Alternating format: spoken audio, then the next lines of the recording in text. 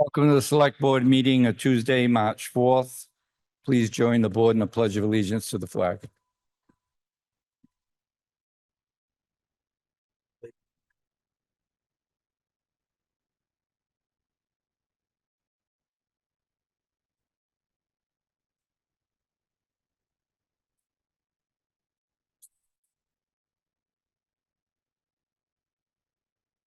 Thank you. Mr. Canty?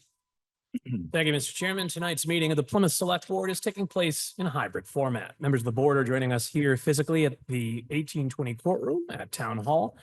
Members of the public are joining us here in person as well as over the Zoom webinar platform. Members of the public who wish to join the meeting may do so physically or may do so via the Zoom webinar platform that is included, the login information of which is included on the agenda that is posted on the town website.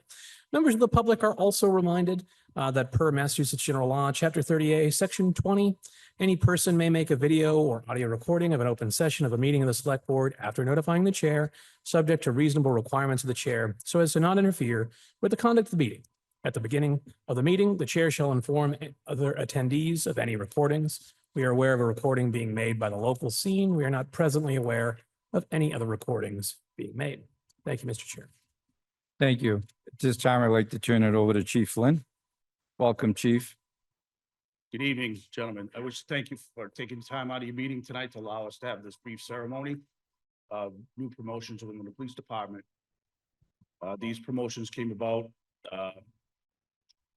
through various means and mainly from the department study we had a year or so ago that recommended some reorganization in the department to allow us to be more efficient and allow us to address some of the new requirements through the regulation post and very new body cam program. So thank you for your time.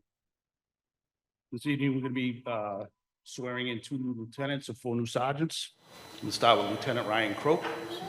Lieutenant Croak has been a member of the Plymouth Police Department since 2018 after serving with the town of Rockland for 5 years. He was promoted to the rank of sergeant in 2022 and served as a patrol supervisor. Lieutenant Croak is a member of Metrolux Special Tactics and Response Team. He is a United States Marine Corps veteran, having served both in Iraq and Afghanistan, and currently working towards a degree at Massasoit Community College. He is currently assigned as the midnight to 8 shift commander. Lieutenant Donald Reddington. Lieutenant Reddington has been a member of the Plymouth Police Department since 2016, after serving 2 years with the MBTA Transit Police. He was promoted to the rank of sergeant in 2021 and served as a patrol supervisor, and he is the department's lead firearms, taser, and defensive tactics instructor. Lieutenant Reddington is also a member of the Metrolux Special Response and Special Tactics and Response Team. He's a United States Marine Corps veteran, having served in Afghanistan, and he holds a master's degree in criminal justice. He is currently assigned as the 4 to 12 shift commander. Sergeant Ryan Anderson.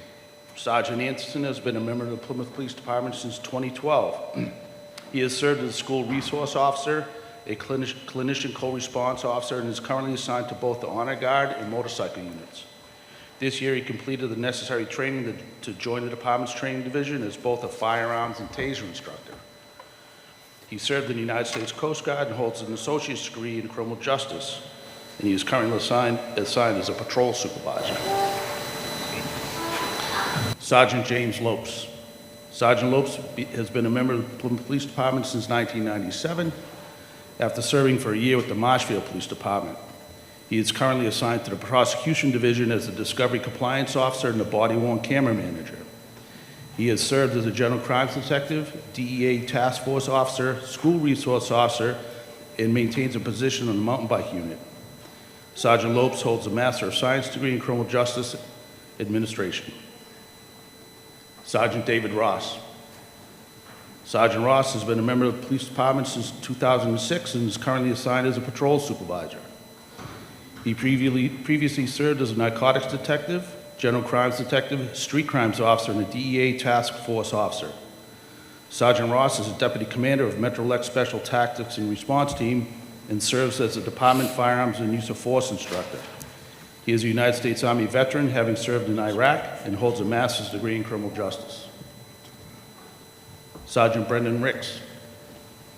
Sergeant Ricks has been a member of the Plymouth Police Department since 2019 and is currently assigned as a patrol supervisor. He previously served as a field training officer and mountain bike officer, and he recently received his certification as a departmental firearms and taser instructor.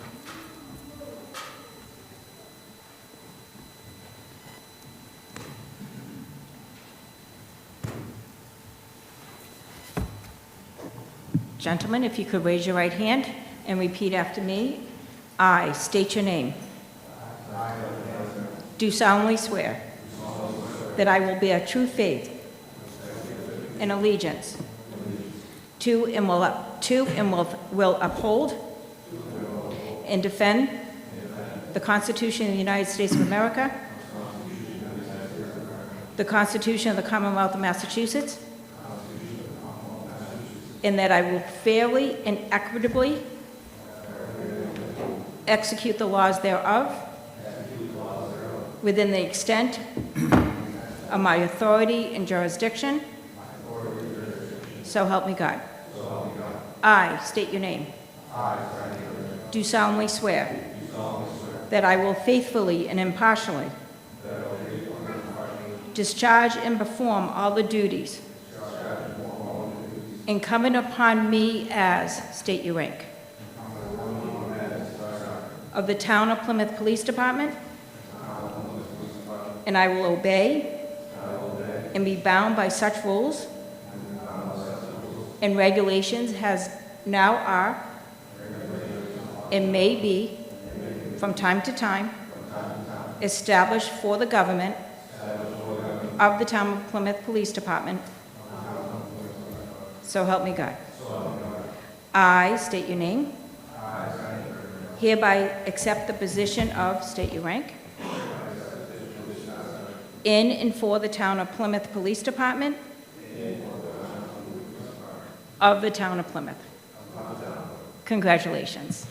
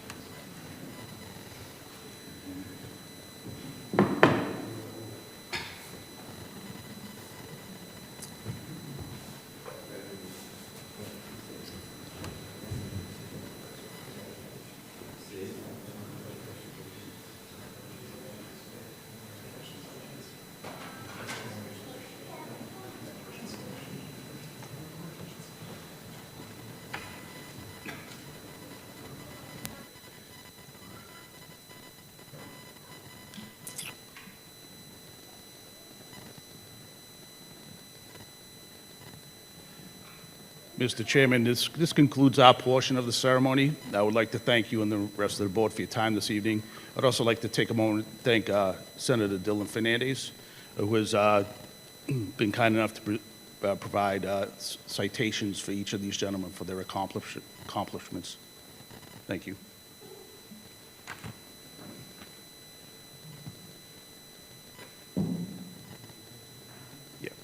And if you may indulge us, Mr. Chair, if we could get some pictures with you and the rest of the board and their family members. Yes, if you like, sure. Thank you. Take a recess. We'll take a 10-minute recess.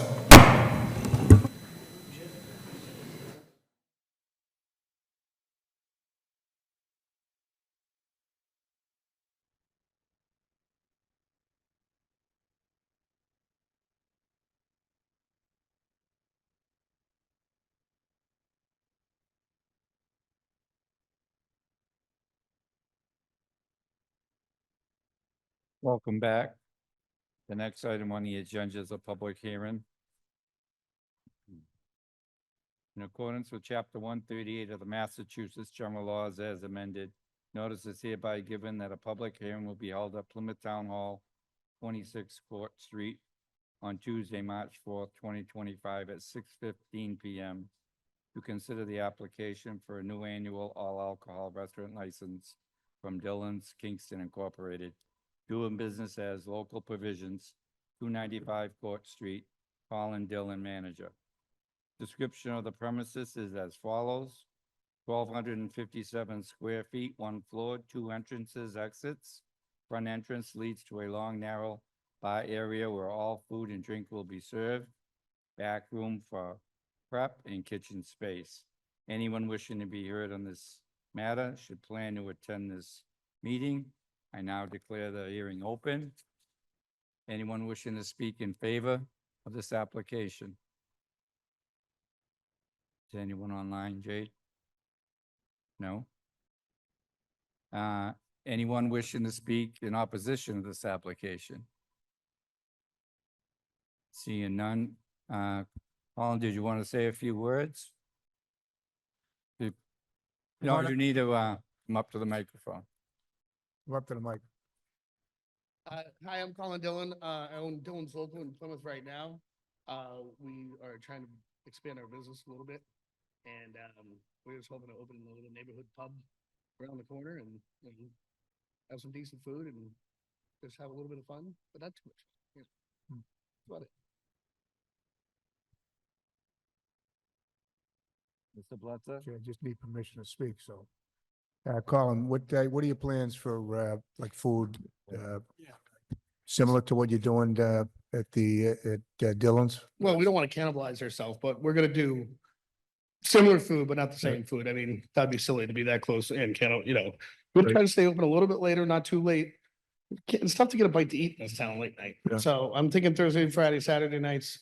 Hopefully we're gonna do some takeout, do some good sandwiches. I got some other ideas that, and just keep it small and quaint. Right. Nothing crazy though. Yeah, so I'm sure you could, there's a lunch trade down there. I think so. That- Yeah, I would think that people would be excited to, it's a good option for a lot of the businesses along there, so. Well, and I've noticed during the business hours, most of the on-street parking is taken up because there's so many businesses, which is good for me. And then at night, it really clears out. So we'll have some parking for if people want to come and try us out afterward, afterwards. So I think it's going to work out. I hope so. Perfect, I'm excited for you. Just don't do pizza. No, I'm just kidding. No, actually, don't worry. We're doing pizza. That's a joke. Anyway, good luck, Colin. Good luck. Thanks, guys. What's your time of opening? When are you trying to get open? Well, once it goes up to the state level, I'm just gonna be waiting on that. So I'm just trying to clean the place up, put some lipstick on it, make it look decent, So hopefully early May, Perfect. fingers crossed. Good luck. I appreciate luck. it. Thanks so Yeah. much. Any other questions from the board? Seeing none, I now declare the hearing closed. Bring it back to the board. I'll make a motion that we approve the application as presented for local provisions. Second? Motion by Mr. Blitzer, second by Mr. Canty. Discussion? Mr. Golden? Yes. Mr. Blitzer? Yes? Mr. Canty? Yes. Mr. Mahoney? Yes. And I'm going to abstain. Thank you. 4 in favor, 1 abstention. Administrative notes, we have 4. Mr. Chairman, unless my colleagues have any questions or want to take anything individually, I would make a motion to approve admin notes 1 through 4 as a group at this time. Second? Motion by Mr. Canty, second by Mr. Golden. Discussion or comments? Mr. Golden? Yes. Mr. Blitzer? Yes? Mr. Canty? Yes. Mr. Mahoney? Yes. And myself, yes, unanimous. North Plymouth Central Traffic Study. Welcome, Mr. Downey. And Mr. Coyle. Thank you, Chairman Quintal and Select Board. For the record, my name is James Downey, the Assistant DPW Director, and I'm here tonight with Bill Coyle, our DPW Director, GPI, our Traffic Consultant, and representatives from Precinct 3, who have all been instrumental in the creation and completion of this study. Just a little history. Back in May of 2023, Precinct 3 went to town meeting with an article for funding for the traffic study, which was approved by town meeting. With the funding, the DPW has hired GPI, whom we have worked with in the past, on many other transportation improvement and traffic-related projects throughout town. This study, which we are about to present, has taken almost 2 years to complete, which is a little longer than originally estimated, but I'm excited to be here tonight and present to you the Plymouth Center and North Plymouth Circulation and Mobility Study. We have Nicole Rogers from GPI, who will walk you through from the beginning. Nicole has been involved from the start and has played a key role throughout the process. Before I hand it over to Nicole, I would also like to add, at the end of the presentation, we will be open for questions and then present a short list of streets which we feel are ready to move to the next steps. With that, I'll hand it off to Nicole Rogers.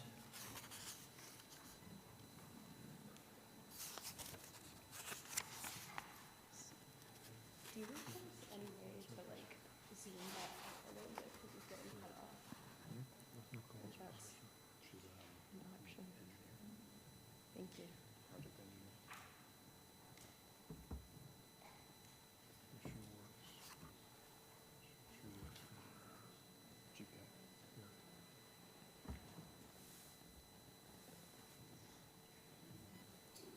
Just want to make sure you guys get the full view of everything here.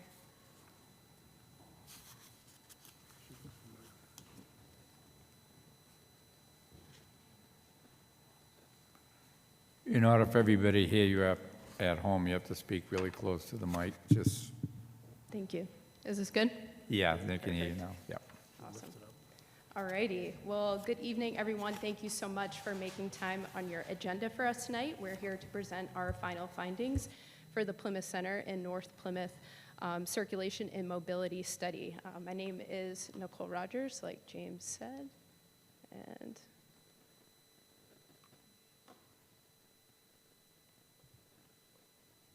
sorry, technical difficulties. Gotcha. Okay. Back at it. Okay, my name is Nicole Rogers. I'm here on behalf of GPI. We are the engineering consultant.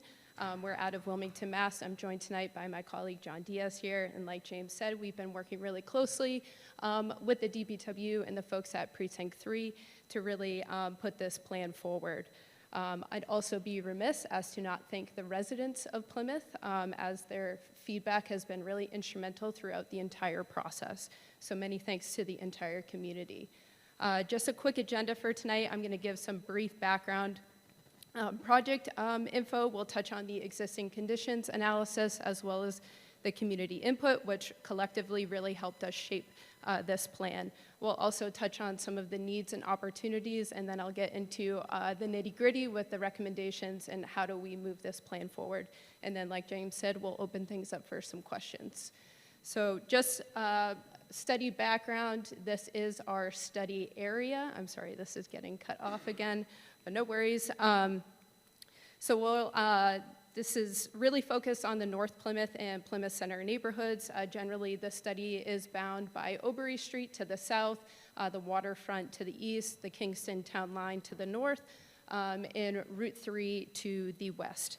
The area itself includes, the historic downtown, the surrounding residential neighborhoods, and key regional corridors such as Route 3A. This area in Plymouth in general, as I'm sure you're all aware, has experienced a lot of growth, specifically within the last 10 years, and that is expected to grow even more over the next 20 years, specifically as we talk about population and employment. So what does that mean for the transportation network? I'm sure you guys are already feeling it. There's a bit of a strain on the transportation network. You have congestion that is starting to displace speeding vehicles into the neighborhoods. A lot of these streets that are not capable to kind of accommodate this influx of traffic. As you'll see throughout this presentation, that speeding is really a big root issue throughout the entire area. It's causing residents to actually park on the sidewalks, and therefore you have a lot of pedestrian mobility and safety concerns as well. So definitely there's a need for safe and walkable and bike-friendly streets in Plymouth, and that's exactly why we're here today.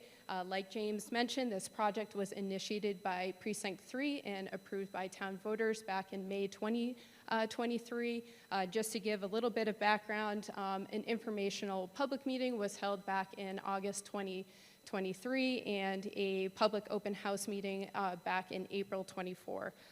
So essentially, this study is really looking at more of a holistic approach. So really looking at this in terms of, an area-wide study, trying to find out those systemic issues and really develop, some toolboxes to really get down to the root causes of these issues. And of course, we've also identified over 60 projects within this report as well. So definitely an area-wide study, but we do drain down and get into very specific locations. So our existing conditions, this is kind of an iterative process. We go through all of the existing plans and policies that Plymouth has, and then we do a very comprehensive data analysis. So I'll start, this is what you call street classification. This is really important when we start to look at different roadways. This kind of helps us assign a different role to each roadway within the network. So if I look at, Route 3A, I know that that's going to be providing regional access, it's going to be providing access to a lot of different land uses, and it's going to be carrying a generally much higher volume of traffic compared to, say, that of a local road. So this is really important just to get that context behind these different roadways as we start to kind of identify potential countermeasures. You want your countermeasures to align with the function of the road. So for example, if I want to put pedestrian safety measures on Route 3A, they need to be more robust than that of, a local roadway. This also comes into play when we're looking at volume estimates, right? So comparing the volume estimates to the general classification of a road, we're able to kind of pinpoint some of those potential areas for cut-through traffic. So these volume estimates, these are taken from Replica, which is a big data source. So these are very planning level estimates, but they do, provide some good insight as to just typical traffic patterns throughout the area. So if I were looking at this as a planner, I can really pinpoint right off that westerly road to Standish to Hall. That's a pretty big cut-through route. This is something that's very, graphically displayed on this map here. We also took a look at the multimodal network. So what I mean by that is we're looking at our transit, we're looking at bike lanes and facilities, and we're looking at the sidewalk network. So public transit in Plymouth, you have a good mix of, public and private. There are some shuttles. You have the GATRA that provides service throughout town. So really making sure that we're honing in on those transit stops and routes and making sure that there's walkable ways to actually access these facilities and services. Bike infrastructure, pretty limited within this area. The only bike lanes that we actually have on road are on Water Street, and you'll see maybe those bike lanes aren't doing the job that they really need to, basically just because, they're located right next to a parking lane and people are backing right out into those bike lanes. You also have the Seaside Rail Trail, which is a great facility for the community, but it's kind of, there's not a lot of good connection to it. So that's definitely something that we've pinpointed as well. And then the sidewalk network. So this area of Plymouth is generally pretty walkable. There's sidewalk on most of the streets, at least on one side. However, condition does vary quite considerably. Like I mentioned, there's a lot of cars parked on sidewalks, and therefore the sidewalk condition is going to degrade over time because of that. There's also a few gaps in the network as well, and I'll kind of touch on those a little bit, but essentially roadways where sidewalks don't exist that are really creating a barrier to accessibility and connectivity to some of those key destinations. Like I mentioned, the Seaside Rail Trail, and then some surrounding neighborhood schools, parks, things like that. So I did mention this residential parking. This is something that we haven't really seen in a lot of other communities. But as I was driving out all last summer, the summer before, trying to get a lay of the land, and this is very, very common within Plymouth. So at first we were like, what the heck, what's going on here? And then we really start to drill down into the data, and we're finding that speed is the very root cause for most of the issues that are going on in Plymouth. And this is where we get into our safety assessment here. So we pulled crash data. This is from the Mass DOT crash portal for the last 5 years. I believe this was 2018 to 2022, the most complete recent 5 years. There were about 1,400 collisions throughout this study area, and you'll see that speed-related collisions amounted for 8% of the total collisions. Now, compared to the statewide average, which is about 5, that's almost double. So this is a very clear sign that speeding is most certainly an issue. We also looked at, speed-related collisions often result in more severe outcomes. So we look at the severity kind of average here. 31% of the total collisions in Plymouth resulted in injury. Compare that to the 24% statewide. That's another anomaly there. And we also ended up mapping all of these collisions as well. So this is kind of a heat map. So areas that have that yellow, those are where crashes are more frequently occurring compared to those in that kind of muted purple. So what are we seeing here? Definitely a high frequency within your downtown area. Obviously there's a lot going on. There's a lot of on-street parking. There's just a lot of traffic down there. That's kind of to be expected. A lot of those crashes are less severe. So that's good, but definitely a high frequency in that area. We're also seeing like up here in the top left, that other kind of retail section within Route 3, also seeing a high frequency of collisions. Breaking this down by intersections, we see a high frequency at Cherry Street at Standish Ave and Standish Ave at Hall and Liberty, which I drove by today. We've been working with James, and it's really nice to see that all-way stop control has gone in there. So we'll be looking to see an evaluation as to if the crashes go down there. So definitely some great work already being done. This was also broken down to look at pedestrian-related crashes. So once again, a very high frequency within this downtown Route 3A section. Also to be expected, a lot of businesses, a lot of crossings, that's where people are walking. This is actually a Mass DOT high pedestrian crash cluster, which makes it eligible for HSIP funding. So this is a great candidate to push a project through the TIP to bring about some pedestrian safety and mobility changes here. We're also seeing quite a bit of pedestrian-related crashes at Summer Street, at Oak Street, and I'll kind of touch on that, but it's located right around a curve, really limited sight distance, a lot of speeding going on there as well, so another high point area. And once again, we did it for bicyclists as well, so these are all the bicycle-related collisions. You see quite a bit on Water Street, and like I mentioned, that is the only street with bike lanes, but there is a lot of activity going on there, so potentially looking to restructure Water Street to improve those bike conditions there. We also see a high frequency on Route 3A and Summer Street. Neither of those roads have bike facilities on them. Clearly there's a demand, and there's a lot of key destinations along these corridors. So definitely looking in terms of corridor-wide projects, how do we implement bike-friendly initiatives on these roadways?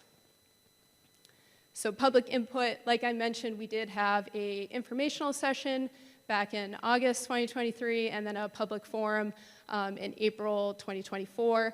Ongoing throughout this entire process, we had an online survey where folks could actually go in and pinpoint their concerns right on a map. So overall, we had 225 different people respond to that survey. As you can see here from this graph, speeding concerns, by far the top one concern, followed by road safety concerns, so thinking about dangerous intersections, curves, places where there's poor visibility, and then lastly, unsafe pedestrian crossings as well, specifically within the downtown area. And similar to what we did with those crashes, we did this for all of the public comments as well. So from right here, I can see very quickly where those community hotspots are. Obviously within your downtown areas, but now we start to see some other streets. Nelson Street, this was the #1 cited street, followed by Standish Avenue. You have Summer Street as well. All of these streets really coming up as pedestrian safety concerns, and once again, a lot of speeding concerns. Also within this downtown area, the intersection of Route 3A at Water Street and Sandwich Street, that's a pretty tricky one, as well as Market at Pleasant Street. Those kept coming up as well, and you'll see later on that we've actually pulled those out of the report and provided some conceptual improvements for those intersections. Now, getting into our needs and solutions. So taking all of that data, and trust me, I just showed you a tiny, tiny bit of the data that we did pull, as well as all of that public outreach, there were 3 key themes that kept coming up. Number 1, speeding. Number 2, pedestrian and mobility safety issues. And lastly, traffic flow and circulation issues. So moving forward, I'm going to show you all of the streets that kind of coincide with each of these issues, and then a potential toolbox to fix each of these issues. So once again, kind of looking at things at a more holistic approach before we start diving down into those location-specific areas. So speeding, these are all of the roadways that we saw some recurring speeding issues throughout our data, as well as the public input. Some notable ones: Standish Ave, Nelson Street, Oak Street, Summer Street, South Street. All of these roads keep popping back up, right? We also see Route 3A, specifically as you're approaching the downtown from the south. These are kind of what we call transition zones, where you're coming from, you know, a different context and you're driving into the downtown area, so you're carrying a little bit of speed with you. So those are definitely areas we want to focus on. So like I mentioned, kind of these Pleasant, Oak, Standish, Nelson, what do these all have in common, right? A lot of them have these really long, straight alignments, and some of them are pretty wide too. So when you're driving, that just gives you the perception that you can speed quite a bit. And these happen to be the roadways where a lot of parked vehicles are getting hit as well. You have that kind of yellow center line, so you kind of feel constrained, but there is actually enough room to have a parked vehicle and have 2 lanes of traffic. So just reallocating space appropriately. So here we get into our speed management toolbox. So like I mentioned, kind of looking at things from a more holistic approach, there are several types of speed management tools. These kind of are those low impact, low cost measures. One thing that the town may want to consider is implementing a town-wide 25-mile-per-hour speed limit within thickly settled areas. This is something that's very common across Massachusetts these days. You'll also see down at the bottom here, these are those dynamic speed feedback signs. I was driving on Standish. I was happy to see one put in there as well. But, you know, integrating these measures in very strategic places can be very helpful. You also have, you know, just existing roadway characteristics such as street trees and on-street parking and two-way traffic that just naturally calm traffic. So those are all great things.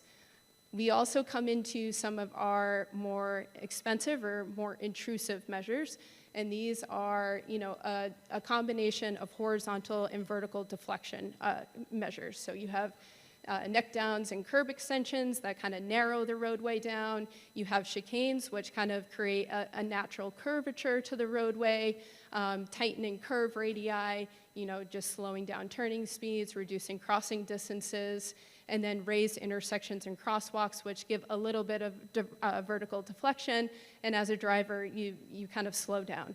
Also, those median islands and pedestrian refuge areas, those not only narrow the roadway, but reduce your crossing distances and provide refuge for pedestrians crossing multiple lanes of traffic. I don't know if this mouse just died or something. Sorry.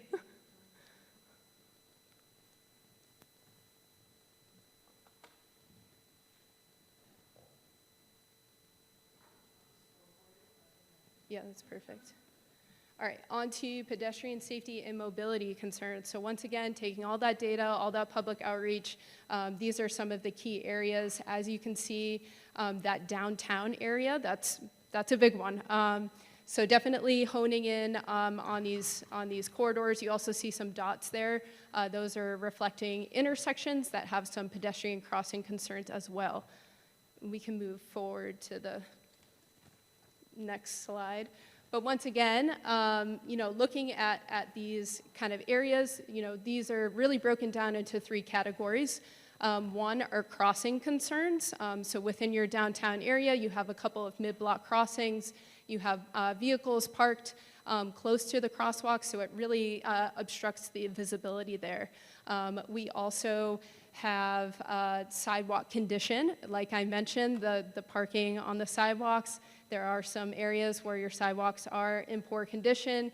That limits a lot of accessibility as well. If you have a car parked on the sidewalk, someone with a disability can't maneuver around it. So that's another big issue. And lastly, sidewalk gaps. Like I mentioned, there are a few areas specifically kind of bringing connectivity to the Seaside Rail Trail, as well as some other neighborhood sidewalk gaps, and I'll kind of touch on those in a bit. But once again, kind of coming up with a toolbox, a list of countermeasures that we can look at. So within the report, there's something called a step guide. I'm really sorry, here we go. There's something in the report called a step guide.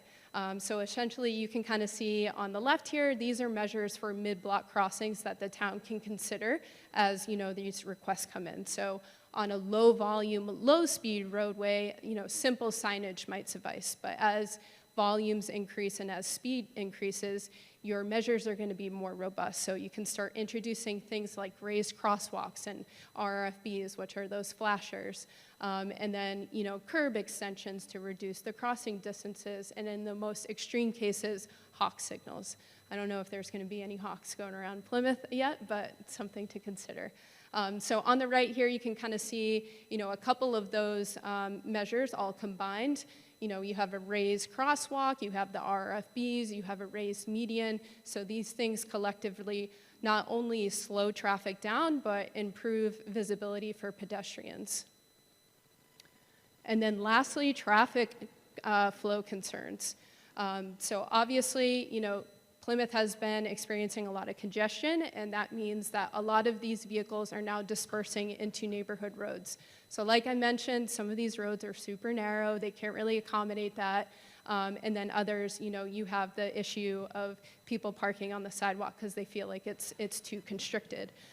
So a part of this study was us evaluating this Route 3A Water Street one-way pair approach. This is something that's been floating around for decades at this point, so we kind of wanted to come in with a fresh set of eyes and look at this analysis. So we did ultimately lay this out on both roads, and you'll see there's this thing called EVA equals 20 feet. This is emergency vehicle access clearance. We need to have 20 feet of access on Route 3A and Water Street. They're both major arterials, and therefore, your pavement to pavement width, you have a lot of useless pavement now. You have your head-end angled parking, and you have to have enough room for those vehicles to back out and still have, traffic go by. So really, there's not much benefit to it, and we kind of start looking at this in terms of a lot of different things, right? We're looking at travel time and congestion. We're looking at how does this affect the surrounding roadway network if you go one way. Looking at pedestrian and bike safety. So you would think that one-way traffic would be better, but it actually isn't because people are just so focused on going forward that they're not really considering what's going on in their peripheral. Transit routes and school bus routing. You have a lot of private shuttles going through this area. To have them kind of reroute all their stuff, that's another deterrent. Parking supply. So we do get about 5 additional parking spaces if you were to convert to the one-way, but those are actually located in areas with pretty low demand. So you're not really getting that bang for your buck. And then emergency response, which ended up being, the deterrent to kind of nix this idea. It's really not recommended. And then business exposure visibility. If you go one way, this kind of creates your downtown more as a throughway than somewhere, where people want to be slowing down and interacting with the local businesses. So all these to consider. Therefore, we would recommend against the Route 3A Water Street one-way pair. However, you do see that there are a lot of other roadways here that have been identified as traffic flow concerns. So for example, you have a lot of those presidential kind of neighborhood roads, a lot of those downtown roads. You can see these are very, very narrow roads. These were built, really before the automobile. So definitely things to consider. There's a lot of parking demand in some of these areas, so you definitely start to feel a little bit more constricted in there. There's, a lot of cut-through traffic, and then there's, the risk for those side swipe collisions. So to kind of evaluate those remaining roadways, we can start looking at, curb to curb width, parking supply and demand, emergency vehicle access, the surrounding land use, looking at the surrounding network impacts, and then speed and safety. So if you were to go one way on a more wide roadway, that would just inherently promote more speed. So that's not something we want to do. Really looking at this more on a balanced scale here. So we did go through, so all of those roads minus Route 3A and Water Street, we did look at, a feasibility. So we did essentially a pre-screening looking at all that evaluation. So I'm not going to go through all of these here, but you'll see that, within the report, there are preliminary recommendations as well as potential treatments for each of these roads. So these ones are deemed infeasible. There are a couple of different reasons why that might be. One, the function of the road. If it's an arterial, you're going to have a lot of traffic being dispersed once again into other neighborhood roads. So we don't want to displace the existing traffic issues. Two, if it's already wide enough, like I mentioned before, if you were to go one way, that's just going to promote more speed. That seems to be the root issue in Plymouth, so we don't want to do that either. So it's really just all a balancing act. And then you will see another list of infeasible here that we did provide, alternative treatments for these roadways that aren't feasible.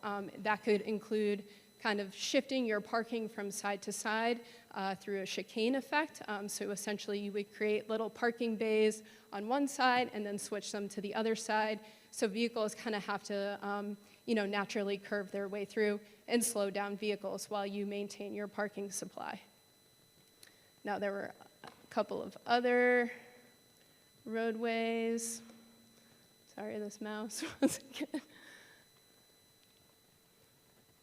I don't know if it's not in the range or, oh, here we go. It's just very finicky. Thank you.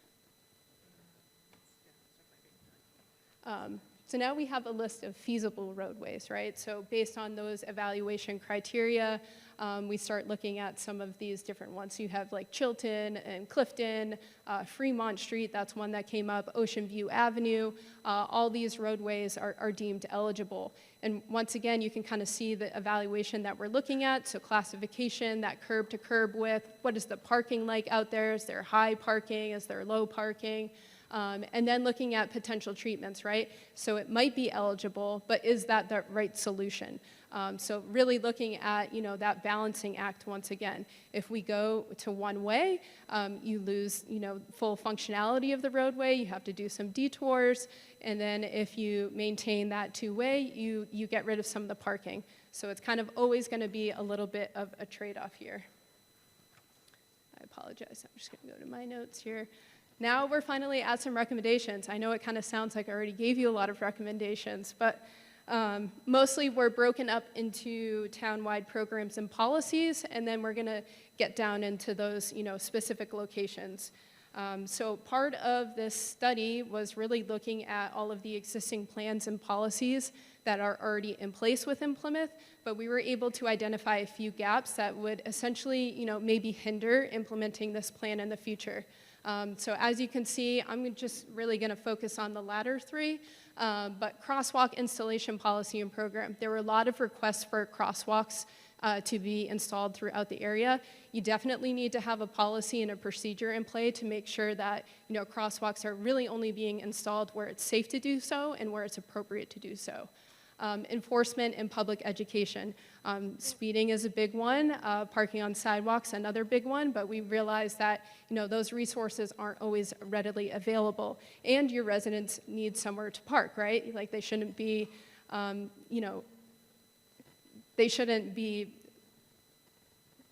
anyways, parking management strategies, sorry about that.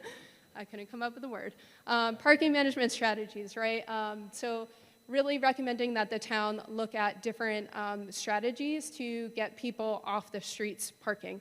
And another thing of that is installing wayfinding signage to get your visitors and that seasonal influx off your on-street parking and into off-street lots. Updating the Complete Streets Prioritization Plan. This is something that we recommend a lot of towns to do, just making sure that it's reflecting your current needs, and this report is a great way to update that.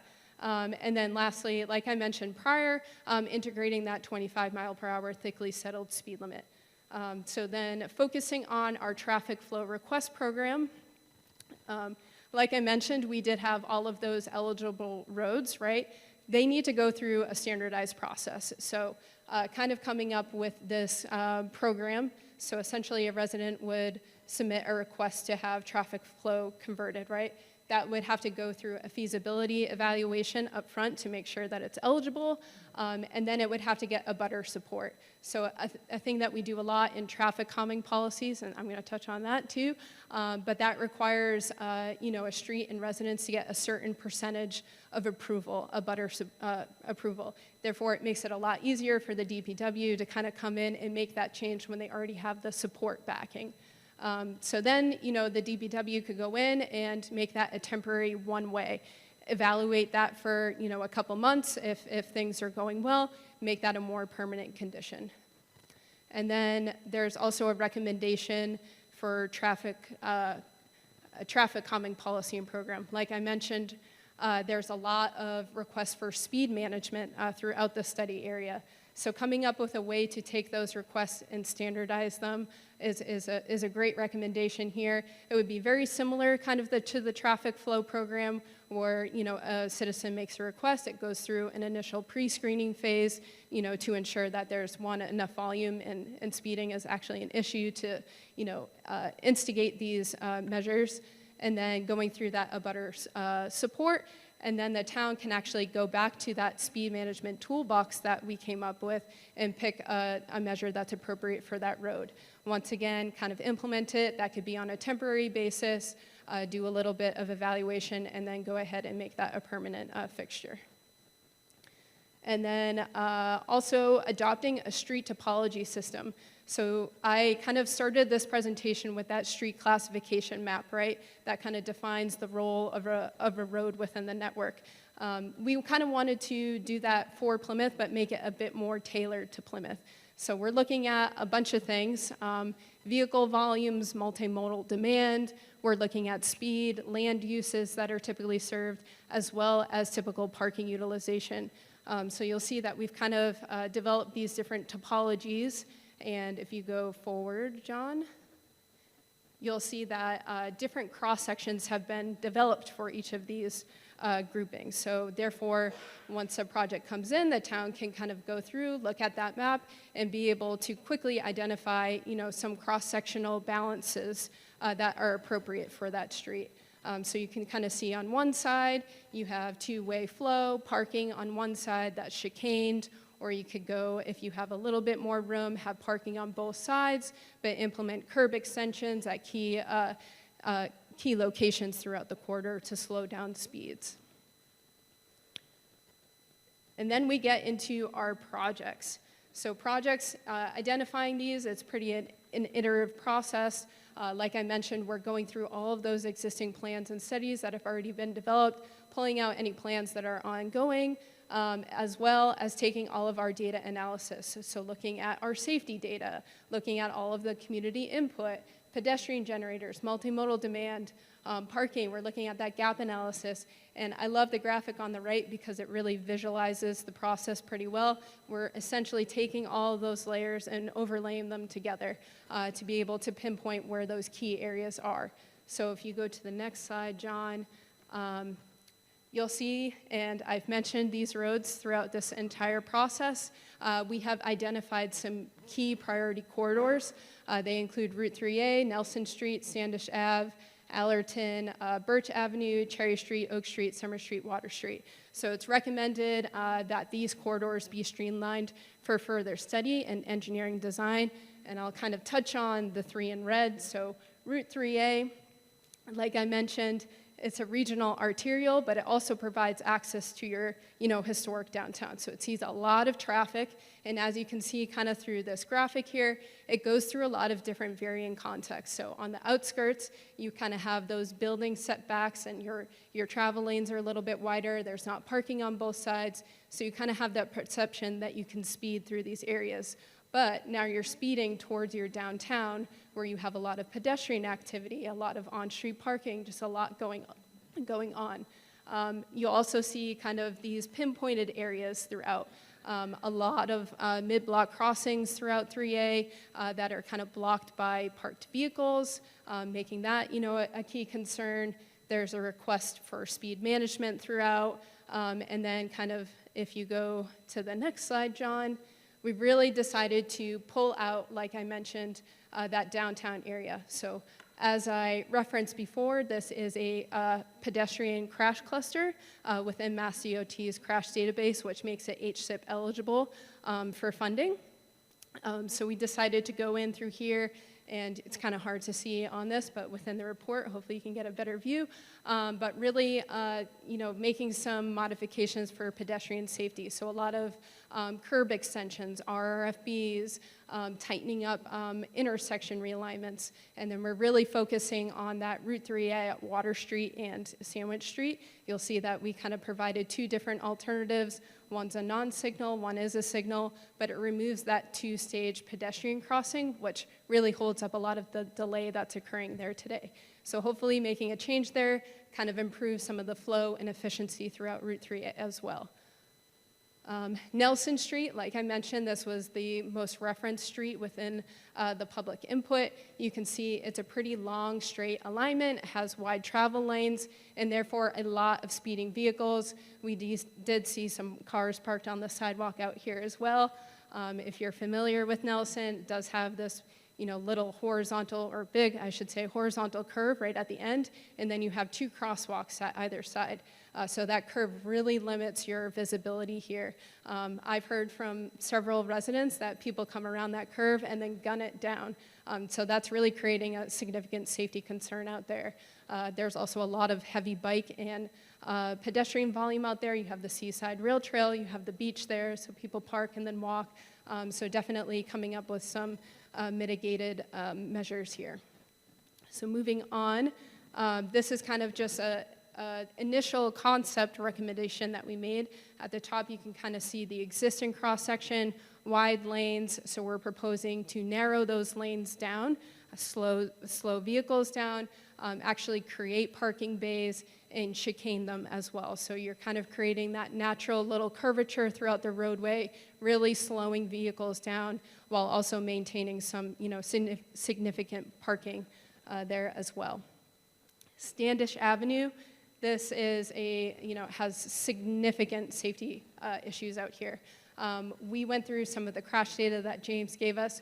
We saw, vehicles hitting houses, vehicles hitting parked cars, speeding, definitely an issue out here.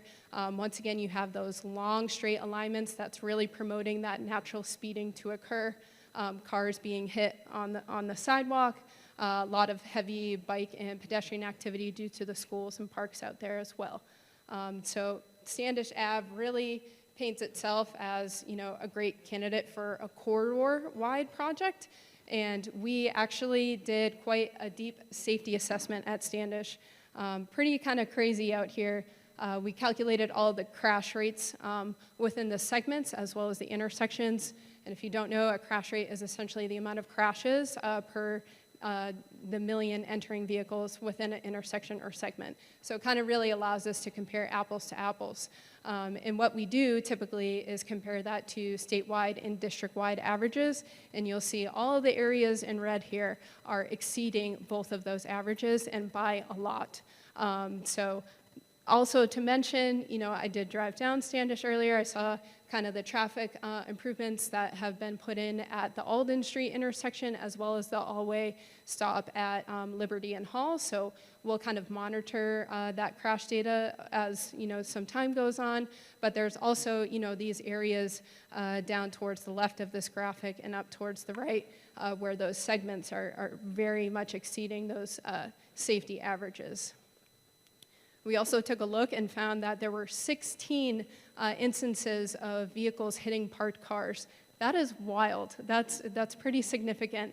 That is not even including the crashes into homes. So definitely indicating a pretty significant safety concern out here. And then moving on, John, there were also 2 instances of crashes with vulnerable users. So that includes pedestrians and bicyclists, one of which was a school-aged child. You do have, schools nearby on Standish, so this is definitely a very high priority corridor. And then you can move on, John. So essentially, we're taking, an area-wide look at this. Like I mentioned, those curb extensions went in at Alden Street, the all-way stop at Liberty and Hall. We're also, recommending some curb extensions in strategic locations, but we're also looking at the overall cross-section of this roadway as well. Go ahead, John. And therefore, we looked at 3 different alternatives. Really, this is a matter of that balance again, right? What users do we want to prioritize, and where do we want to prioritize that? So option A is really just striping, parking lanes. That's not really going to get you too much. Option B is to kind of chicane that parking lane and narrow in the pavement width so that, your vehicles are kind of doing that natural curvature again. And then option C would to be restrict parking to one side and then create a shared use path on the school side. Therefore, you're really prioritizing your pedestrians and your bicyclists within this corridor that has a lot of schools and parks nearby. And then in addition to those priority corridors, like I mentioned, there were a lot of requests for speed management throughout the entire area. So we're looking at some targeted traffic calming. I won't list all of these roadways, but one that came up was Westerly Road, specifically at Liberty Street. This is a wild one too. We looked at the crash data here. A lot of instances of folks really just traveling right through that intersection and hitting the house at the end there. So really just, looking at some low-cost targeted issues here that can really make a big difference. And then go on, John. And then next we have, quick build deploy. So within those kind of traffic calming things, that speed management toolbox, there are opportunities to do some quick builds or pilot demonstrations. So you can kind of see with chicanes, just through those kind of sandbags, plastic flex posts and pavement markings, kind of things like that, that are really small but can make a big difference in the immediate term. And then intersection improvements, there were a lot of intersections that came up. I'm not going to mention all of them, but as you can see, like a lot of intersections within the study area have some interesting geometry. It's kind of unclear who has the right of way a lot of times, and they create these very large intersections. So really, really long pedestrian crossings, these really large curve radii that encourage a lot of high-speed turns. So really looking at a lot of these intersections and pulling out, some common themes there. Introducing curb extensions, tightening up those curve radii to slow those speeds and reduce those crossing distances. And then pedestrian crosswalks, like I mentioned, a lot of mid-block crossings. A lot of those would be addressed within those priority corridor kind of corridors, but outside of those, you see here Pleasant Street east of Franklin Street. So this is providing access to the training green here. Pleasant Street is one way, it's pretty wide, a lot of speeding vehicles there. You have vehicles parked very close to the crosswalk. So this is an opportunity to kind of introduce some curb extensions, put in RFBs, and really improve the visibility of that crosswalk. Once again, using that pedestrian toolbox that we talked about earlier. And then upgrading and establishing school zones. So throughout the area, there are a number of schools. There's a lot of inconsistent and outdated signage out there. So really just, upgrading all of that to make these areas a lot safer. And then progressing those feasible one-way conversions, like I mentioned, taking that list of eligible or feasible roads, putting them through kind of this workflow to really move those projects forward. And like I mentioned earlier, John, if you move forward, maybe that's not always the right option, right? So as we kind of move forward with these projects, it's really important to communicate to the public, okay, we can go one way, but that's gonna, come with some trade-offs, and really just communicating that really well. So kind of some different options that you can have there. And then lastly is filling the gaps. So like I mentioned, there are a number of sidewalk gaps throughout the area, specifically Hedge Road and Robin Street to get to the Seaside Rail Trail, as well as some residential neighborhoods. So one that we kind of focus on here is Ocean View Avenue. There's lacking a sidewalk there now. It really limits accessibility and connectivity to a park right down the street. So a great option to introduce a sidewalk, and this is one of those scenarios too, a double whammy, where this street would be eligible for a one-way conversion. So if you do convert to one-way, you do have the opportunity to reallocate some of that space to a sidewalk. And then implementation. So how do these projects actually go from this report to construction? So we've kind of done, maybe the hard part in identifying some of the project needs and getting down to that nitty-gritty of those locations. But now we have to go through project scoping, where we really, conduct those preliminary studies, gather all of the necessary data to then move forward to design and construction, as well as permitting. And a big thing in here is funding. So now we have all of this data, we have all of these, locations. I did mention HSHIP funding in here. There are also opportunities within this for Complete Streets funding, Safe Streets and Spaces for All. There are a lot of different other mechanisms and a lot of data to now back that and go forward with a lot of those grants and applications. And then prioritizing projects, right? So we have a list of over 60 projects. How do we implement those over time? So really, we kind of created this weighting metric. We're looking at safety. So does it, improve a high crash cluster? We're looking at community hotspots, multimodal demand. So we're pulling some Mass DOT data that kind of measures potential demand for walking and biking. Equity. So we're, prioritizing projects that are located in low income and minority areas. Cost and time frame. Fills a gap. So if it fills a sidewalk gap. And then looking at the network role as well. And then if it has been identified within previous reports, it gets an additional score as well. So finally, we get to this, which is the final chart within the report. Kind of difficult to see here. I'm not going to go through all of these, obviously. But within the report, you have a project description. You kind of have the next step. So those kind of implementation steps, a lot of them will be scoping as their next step. We did provide a timeline. So scoping, what's that timeline look like? And then design and construction, what does that timeline look like? And then also a preliminary cost estimate that's right now broken down into high, medium, and low. We did receive some feedback to kind of put actual numbers to those, so the final report will include that. So kind of looking at the highest priorities here, we do see those, priority corridors coming up. And then the high priority, the next round, John, we see some of those intersection improvement coming up, some of those speed management requests coming up. And if you continue down, now we get, some school zones. We have a little bit more pedestrian crossings, some of those low-cost speed management measures coming in. And then finally, going down, once again, you'll start to see some of those one-way conversions start to pop up. As well. So overall, 60 projects, they are prioritized here. That does not hold the town accountable for implementing them in that order whatsoever, but this is really just based on the data, the community input, everything that I've kind of gone through here. But the town may, wish to take out all of the low-cost, short-term projects and kind of, get all of that low-hanging fruit, or move forward with, that Route 3A, for example. So a lot of information I just presented. Thank you all so much for sitting through that. So if you have any questions, happy to answer. Thank you, very thorough. Mr. Canty? Thank you, Ms. Rogers. So I have a few questions.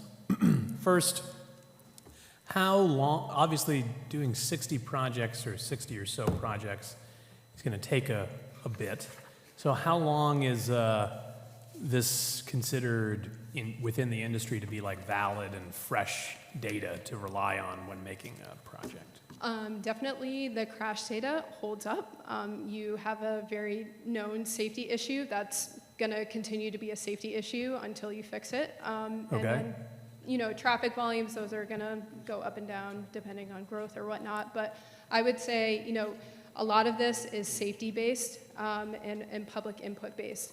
I'm sure James hears these, you know, concerns over and over again within these specific locations. So if they're an issue now, they're going to be an issue until they're fixed. So it is pretty, it'll go a long way. So it doesn't have really a shelf life. We could rely on this. Obviously, we'd hope to get to some of this stuff sooner, but 10 years from now, if we were doing project number 64, we could still rely on this within the industry to justify that? So we typically do crash data for 5 years. Okay. So that would be something that you would want to update. Okay. But, you know, typically if you have a crash trend that's been occurring, it's going to Okay. continue to occur. And are there any other timeframes with any of the data involved, or is it 5 years or so, or? Traffic volumes are typically 2 years for Mass DOT standards, but you'll see that we use very planning level estimates here, so that can be kind of taken either way, but yep. Okay. I know the proponents of this project were sort of in the middle of the process concerned about sort of how long it was taking. I know it was mentioned at the beginning that it took longer than originally anticipated. I noticed earlier in the presentation, there was a draft report in April of 2024, and obviously here we are in March of 2025. So that slide didn't elucidate that, and there could be a very good reason between why it took 11 months to get from draft to here we are, but can you shed any light on what happened between April of 2024 and now, other than the outreach session that you meant? That outreach session, and then we also had a few other corridors come in that we actually ended up doing some more targeted safety assessments for as well, and that did, you know, kind of prolong that process, but hopefully you get the gist that was needed, but I'll hand it over to James. Yep, just to add to that question, Mr. Canty. So part of the reason was on the town side. So we hired GPI to do the study, and they really needed direction from us as far as bringing it to completion. And to some extent, with staffing issues we had internally, it kind of slowed things down Okay, quite a bit. sure. Okay, and James, this one's probably for you, so good that you came up. Obviously, there's this list of projects ranked with priority according to GPI. Do you feel, obviously also knowing we can't do 64 projects in 1 year, but do you feel that the report and the data that you have gives you sufficient information for you to make your own determinations, and for the DPW make their own determinations about which ones to do first, assuming money is not a reason for shifting that order around, but can you speak on that? Sure. So from our perspective, we see this as a very valuable tool. So similar to our pavement management program, there's a lot of data that's collected, sorted through, and a lot of projects are identified. But like you said, we won't be able to get them all done within a short period of time. Now, what we will do is we will look at that list of 60 projects, and we will also, from our perspective, try to put them into different categories. Some of those projects are probably going to be very low cost and maybe very, and very close to being implemented. So I do believe with this tool, we will be able to pick some streets, and we do have a list of streets we've kind of come up with that we feel we would be able to move in the short term. And then more long term, we may require funding or additional outreach to the public to see what their support is. Okay, thank you very much. Mr. Blitzer? Yeah, thank you. Thank you for this study. This was excellent. This was a long time coming, and I appreciate it. So with that being said about the 60 projects, I was at the Precinct 3 caucus, and there was a couple of things that they were requesting that we could do probably right away and won't cost a lot of money to try and help with this situation. The speed, the 25-mile-an-hour speed. I mean, that's something I think we should look into implementing that right away. It makes so much sense in the congested areas. Yep. So, and, you know, this, like I said, this is really great watching this. South Street, a friend of mine lives at that intersection where Mayflower is. That's treacherous. I got my mirror taken off at that intersection, sitting to making a turn, a car come by and clip me. Summer Street, I drive it every day up and down. You know, unfortunately, there's no parking for some of those residents, and, you know, there's Amazon trucks double parked. You know, it's treacherous there. So that's a real dangerous area too. But again, James, if we could concentrate on coming up and taking care of the, as you say, the low-hanging fruit, and get, at least get some progress right away, stuff that's not gonna cost us really much money, except for signs. Right. Is that Thank you, Charlie. something?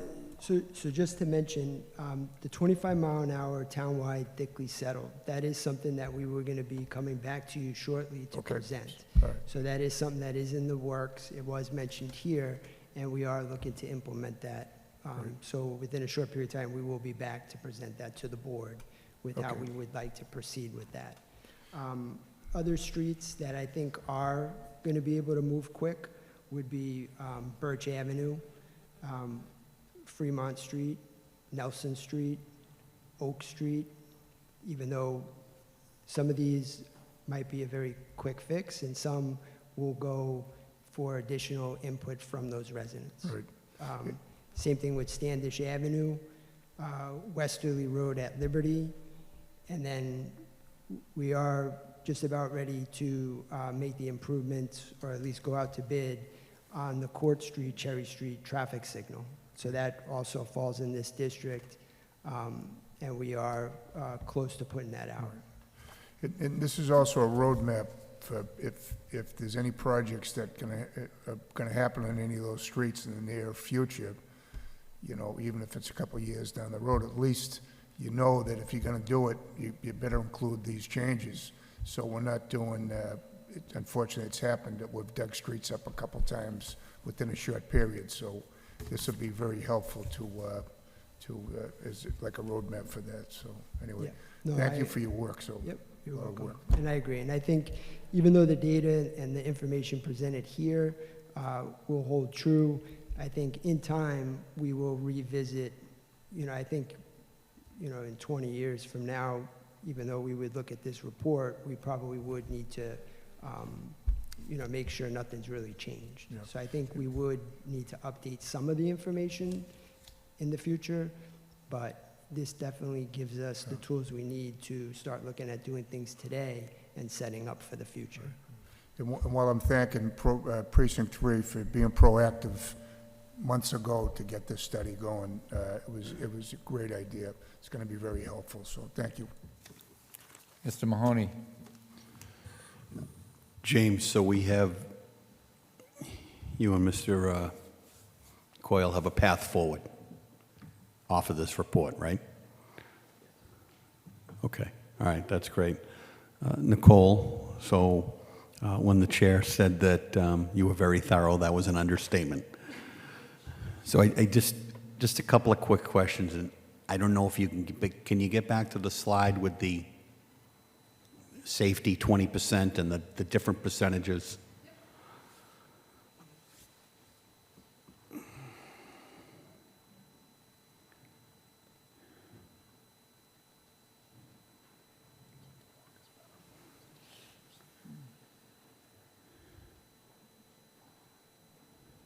Not, And no, I think it was evaluating each of the, no.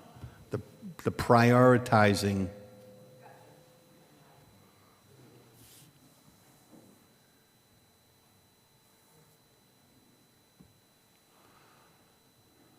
You got it. So is this how the 60-plus got their score? Correct. Yep. So they were all evaluated through that slide right there? Correct.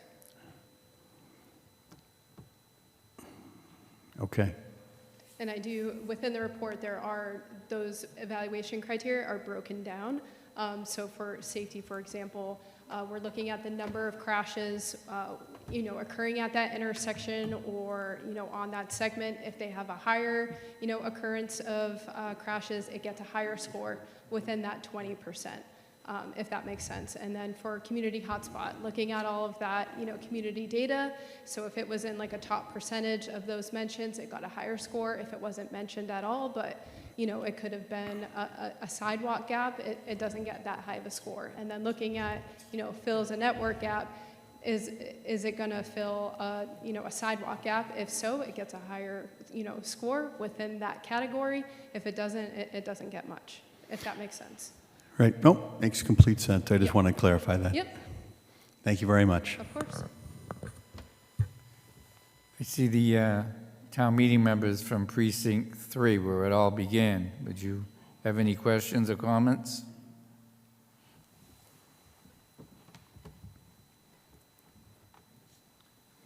Thank you, Mr. Chairman. Dale Weber for the record, Chairman of Precinct 3, where it did all begin. I wanted to say thank you to the board. Thank you to town meeting. Thank you to all the precincts that supported us. This was it was very much an overwhelming vote to spend the money on this project because so many people travel through precinct. So there was a great show of support. And I also wanted to thank Bill Coyle and James Downey. They inherited this. And I want to do a shout out to Jonathan Beater and Sheila Scazi, their predecessors, because they got the ball rolling and notified GPI based on their standing in the go-to bid list. And we couldn't be happier with the comprehensive package here that you guys have seen a summary of it. But if you get a chance, do they have this? If you get a chance, get the hard copy of this, and it's good reading. But anyway, excellent job all around. Nobody gets everything they're looking for, and we certainly didn't get everything we're looking for. We would have liked to have seen some different prioritizations, but as you can look at there's a lot of gray hairs in Precinct 3, and what we're saying is road design and safety procedures have certainly changed since something that we wanted to do in the past. You'd call up the chairman of the Board of Selectmen or the DPW director and say, hey, can you do this? And things would get done. This way here, everything, as Mr. Mahoney identified here with that slide, there was we wanted to take the politics out of things, and we wanted to have this done the way it's been done, and I think overall, we're very happy and we're pleased with the effort. And Nicole came into this. You've been very good. Carolyn Radish, I think, she was great too. Great teams here all around. But thank you. Thank you for your time. Thank you for all the assistance, and especially thank you to the fellow town meeting members that supported. Thank you. Anyone else wishing to comment? Mr. Coyle. Thank you, Mr. Chairman. Bill Coyle, DPW Director. I just want to thank Nicole. Tremendous job on the presentation. I have to say, I worked at Mass Highway for 11 years, and a lot of what we would do is what Nicole was presenting tonight, and I worked with John probably 30 years ago. So very impressed, very thorough. I think there's enough work here to keep us busy for a long time. So James and I will work together to look at, as was mentioned, the low-hanging fruit. There's some projects here that we can implement quicker than others that probably won't be too costly, and also want to prioritize safety improvements where we having the pedestrian accidents, where we having motor vehicle accidents, bicycle accidents, and then try to prioritize those areas as well, along with speeding, and see what we can do, especially if there's more cost-effective measures to implement those sooner than later. So again, thank you, and thank you to Precinct 3 and Mr. Weber for putting this forward. It's a great study, very comprehensive, and again, a lot of work ahead of us, so thank you. Thank you very much. It was a very thorough presentation. Did you want to speak? Sure, come on up.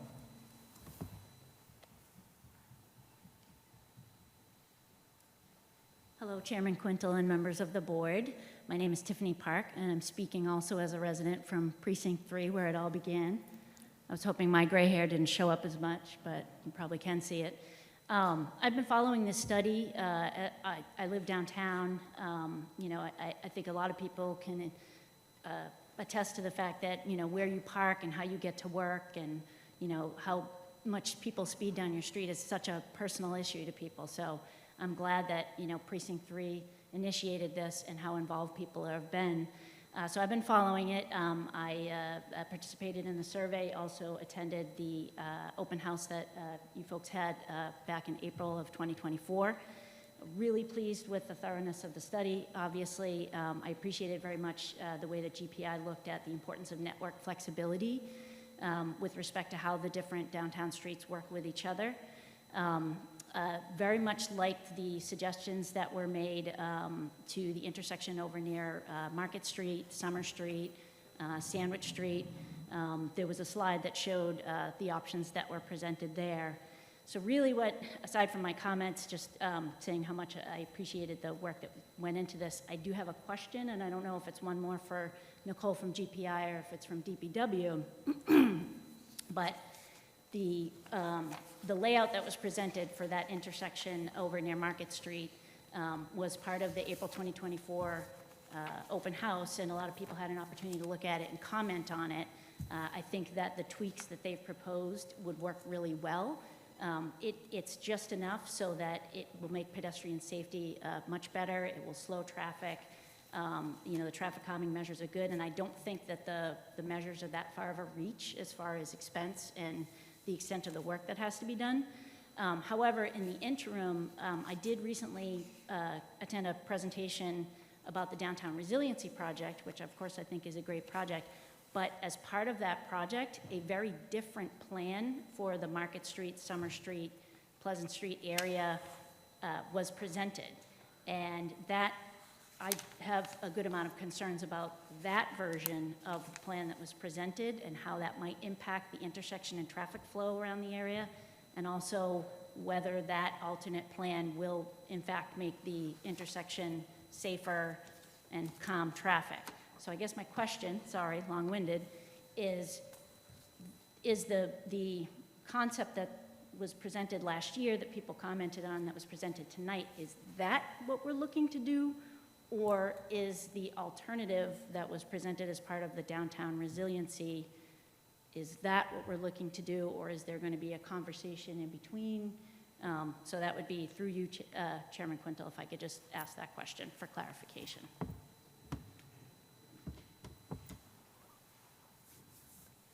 I guess long story short is that intersection is still being under evaluation. So, I mean, we do have one alternative here. The other study is providing another option, but we haven't decided what would be most appropriate. So that is something that we will continue to work with Mike Cahill and that group to make sure we're all get to the same page. Will you have public sessions so people can weigh in before you actually do any construction? Will there be any weigh-in, James? Yes, definitely. Okay, all right. Come on up.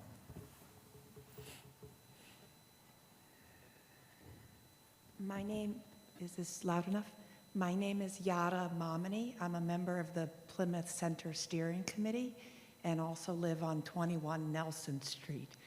I agree with the recommendations of the study, and the primary 4 points I have are, first, why do we need a proposal for the 25-mile-an-hour speed limit when it seems pretty much a no-brainer? And I didn't know politically why we can't just proceed to vote on that and then work the implementation side. But that's rhetorical, I'll let that be. In terms of the study, I represent a few people in the town that weren't able to come here, but we all support the idea of chicanes on Nelson Street, which is the number 6 priority in red. And I also representing 4 people, Joan Frobig on 4 Shaw Court, Harrison and Rachel Quinn at 1 Shaw Court, which abut Nelson Street. We would really strongly recommend that the town not study Nelson Street as is proposed in the study, but instead put piloted chicanes in there in the form of the sandbags or construction barriers. And that way it's a low-cost, no-brainer. Let's pilot it and let's not study it anymore, because it's been April since we got that recommendation. And our neighbors don't want somebody to die before somebody does something about it. So I think that low-cost pilot, you use some other term that I have notes on. And then that was the second thing. The third thing is, although I believe that personally, by the way, I was representing myself when I'm speaking, not the Plymouth Center Steering Committee. I just want to clarify.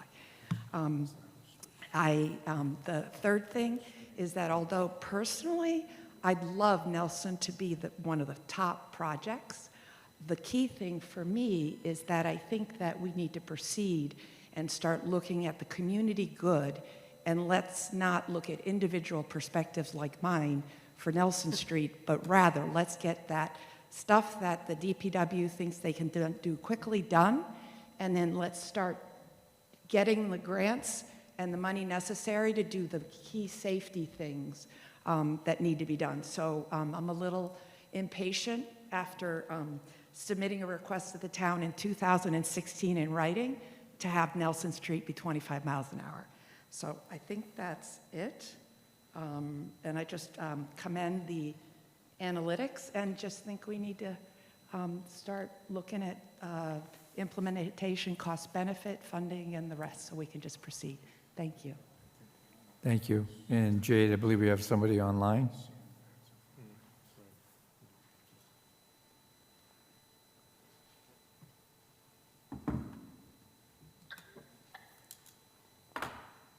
Hello? Hey. Can you hear us? Hi, this is Harrison Quinn. My neighbor Yara just spoke on my behalf. I was able to get on Zoom. So thank you very much. Thank you for taking the time to hear all our pleas. And I am incredibly grateful for GPI and the work that town meeting has voted on, the work that GPI has done, and everything that is being recommended in this. I 100% wholeheartedly support it as a member of town meeting, as a member of the Plymouth Center Steering Committee, and just as a resident of the corner of Shaw Court and Nelson Street, excuse me. Whatever I can do to help assist, I'm willing to do it, because something needs to be done. Nothing is not a solution. As someone whose backyard looks at the rail path, every day that I look out there, I see someone hitting their brakes before they hit someone crossing that crosswalk, and I worry so much about what's going to happen. 2 things I want to bring up. One, I'll speak on behalf of a community that I don't think gets a lot of representation, and that's my 13-year-old students. They absolutely 100% love biking downtown. And I know there's been a lot of complaints about that, and I understand that, but they still bike downtown a lot. And the more we can do to make downtown safer for them, I think is a positive. And something I've heard from my neighbors in the area is worry about Lothrop Street, that we put traffic calming measures on Nelson Street, whatever it may be. I'm in support of anything. They worry that people will just bypass Nelson and go on Lothrop Street to kind of just get around all the traffic calming measures. So I hope that we implement Nelson Street, we also implement Lothrop Street, so people don't just turn Lothrop into what Nelson is today, which is people speeding, not paying attention, going down the road. Thank you. Thank you. Anyone else wishing to speak, Jade, online? No? Okay, seeing that, I'll say thank you again. I heard the comments on Nelson Street. I'm sure I don't have to tell you this, but a lot of boat trailers go down Nelson Street too, so we have to keep that in mind as we're putting, long as that's good. And as far as the schools go, we're underway right now, which I think you all know, that we may be having a new location if everything goes well. So we want it to be safe, but I would concentrate on, but I don't want to tell you jobs, you people all have degrees, but just checking the boxes. That's going on right now in town. And the one thing I didn't see in your report is the couches on the sidewalk. That's everywhere. And it's really dangerous. Absolutely. When people, I've seen kids, they're putting them now so you can't even walk on the sidewalk. I think sooner or later we're going to have to address that one. But that was just a little. You know what? I didn't see any couches on my drive around, but I used to go to college, so I Not just the understand. season, but they're there, believe me. And much more. That's just, I was being Yeah, nice with that, so. Definitely. All right. Awesome. Thank you all so much. Oh, go ahead. No, we have one gentleman in the audience wants to speak. Thank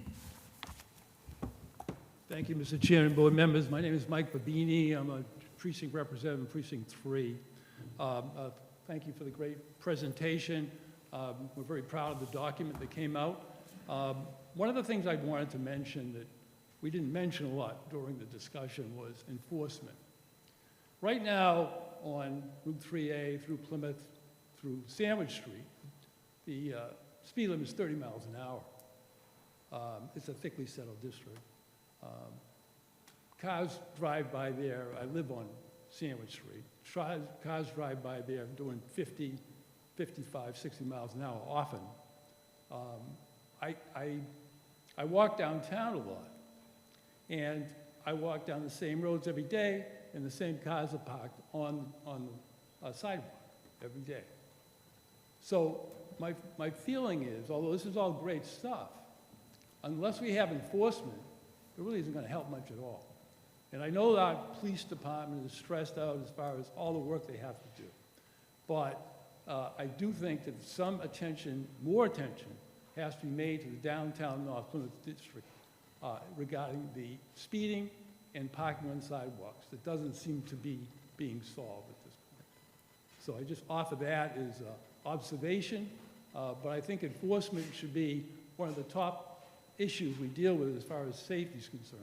And enforcement means controlling speed and getting people off the sidewalk, and I'm sorry, cars off the sidewalk. And so I just want to convey that feeling I have.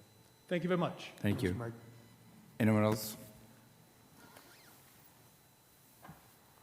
Good evening, Melissa Mattinzi, resident of Clifton Street. I love the plan, 99% of it. As a resident of Clifton Street, I know I've talked with a couple of you about the parking issues that we have over there. Mainly because, rough count off the top of my head, there are 7 to 8 multifamily houses over there that are at least 3 apartments. So you're talking probably 6 to 8 to 12 cars per some of these houses. There's not enough off-street parking for those individual places for the residents to park. So we depend on the parking on our street. One of the houses doesn't even have a driveway. And so they park over on Seaver Street and lug all their stuff around. I'm not averse to seeing it go one way. I've lived downtown for my entire life. I know the issues have come up, especially with the growth. I would just like to advocate that we at least keep the parking as it is for a one-way and not try to do the alternate parking. It would create a lot of work for us to get used to it, but also in the sense that there's no alternative parking for us. My car doesn't fit in the driveway that we rent from because it was built at the 1800s. So you can get like a little Honda Fit in there, and that's about as big as you're gonna get. And then trying to park in other places, if you're trying to unload for grocery shopping or with the kids or anything, it's a burden to have to truck everything around or to drive around the street 4 or 5 times to get in. And then we also have a lot of businesses who their employees, and you may not have gone there during those times, so a lot of the employees park on our street. a lot of the customers park on our street. So there's always a competition. I wouldn't even be adverse to having a resident-only location for that also, just to try to help the residents who live there, because we get the parking from Memorial Hall for the events, we get the parking for the parades, and we appreciate that. We go to all that. We love having the activity in that space. It's just, if you could consider just the basic needs of the residents. And I know that you hear from the landlords, but they don't live there. And they don't experience the day-to-day of trying to get in and out of your place and get stuff in and out of your car to your apartment. That's it. Thank you. Thank you. I just want to reiterate there, you know, there are some, One more. Come on, Mr. Cohen. Thank you, Bill Cohen, Precinct 3. The report really nails it. The comments are dead on. The only thing I'd ask, as you move forward in the planning process, everyone that's engaged in it, that we should take this opportunity to look at materials, surface area materials that are sensitive to the historical character of the 400-year-old village where it all began. So we want to see if there's a chance we can introduce brick or granite or some of these materials in your incorporation so we don't lose those characteristics. Thank you very much. Anyone else? Okay. Thank you very much, everyone. Thank you, all Nicole. so much for your time. Thank you. Yep. Outdoor dining, Mr. Brindisi.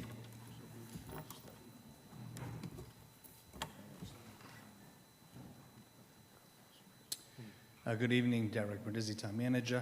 So tonight is the annual presentation and discussion on the outdoor dining program.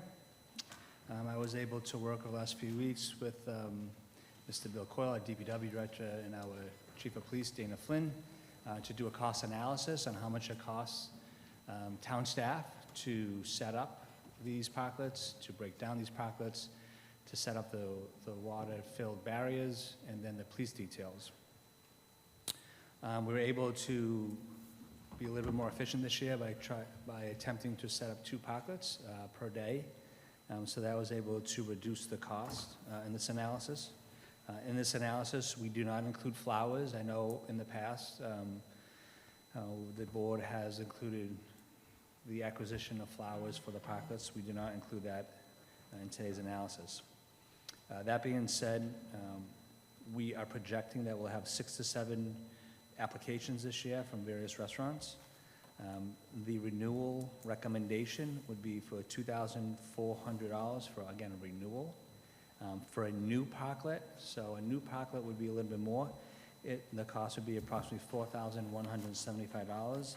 The reason being is because a new parklet that has not been constructed yet, one needs to be designed, it needs to be constructed, we need to buy materials, and then that parklet has to be scribed to that specific location. So in the past, those parklets that are being renewed, we use the same parklet as we did the year before because it's specifically scribed to that curb in front of that restaurant. We are also proposing that the outdoor dining season take place from May 19th to October 13th. So again, to recap, we're projecting 6 to 7 parklets at a cost of renewal of $2,400 and a new one at $4,175. Thank you. Mr. Canty? Derek, can you go over those costs again, just because the little sheet that we have has some different numbers on it?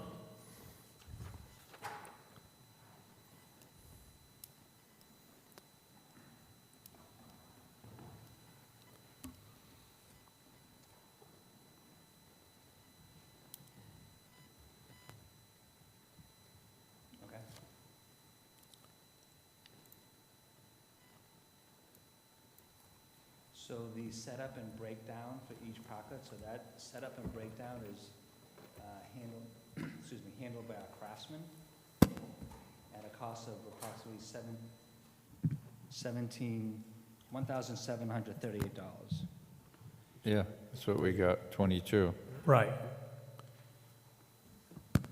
But didn't you say for an existing parklet it was 2,400 something? Right, and then additionally, for the we need the highway division. They're the ones that handle the water fill barriers and signage. Yep. That's an additional $643 per pocket. So to me, the 1738 plus 646 would be 234.84, but I thought you had said 24. Right, so 643 and, what did I say, 17? I'm just trying to do And this. 1738 22. would be Right. 2384, I have not counting the change. I have 2381. 1738 plus 643 is 2381. So I rounded it up to 2400. Okay. And then the cost you have for, And that includes details for both of those two jobs. okay, and the cost for a new parklet is 3,532 Plus the 643. plus yes. 643, so that'd be 4,178 plus change. 4,000, I rounded it to $4,175. Okay. Okay. Have we received much interest yet? I know that last year, fewer people participated than the year prior. Are we expecting it to stay static with last year, go up, go down, or we don't know?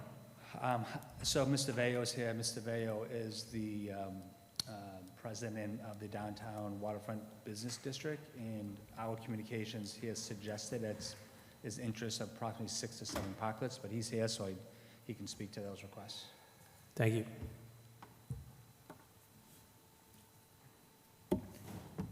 Mr. Golden? Thank you, Mr. Chairman. Derek, how do you arrive at the $643 number?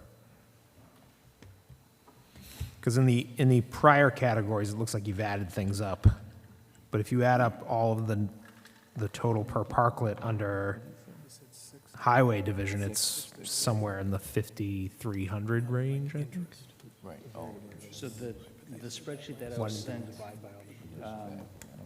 breaks down, we have 2 foremen, we have a lead man, a construction lead man, has the hourly rate, has a motor equipment operator, 2 maintenance workers, and a police detail, for a total per parklet of $643. But And that is using, again, that's using an estimate of 9 parklets. But I don't understand where you're saying it's $643 per parklet, right? That's correct. So the total would be $5,792. And if we divide that number by 9 parklets, so that we were projecting up to 9 parklets, that's $643 per parklet.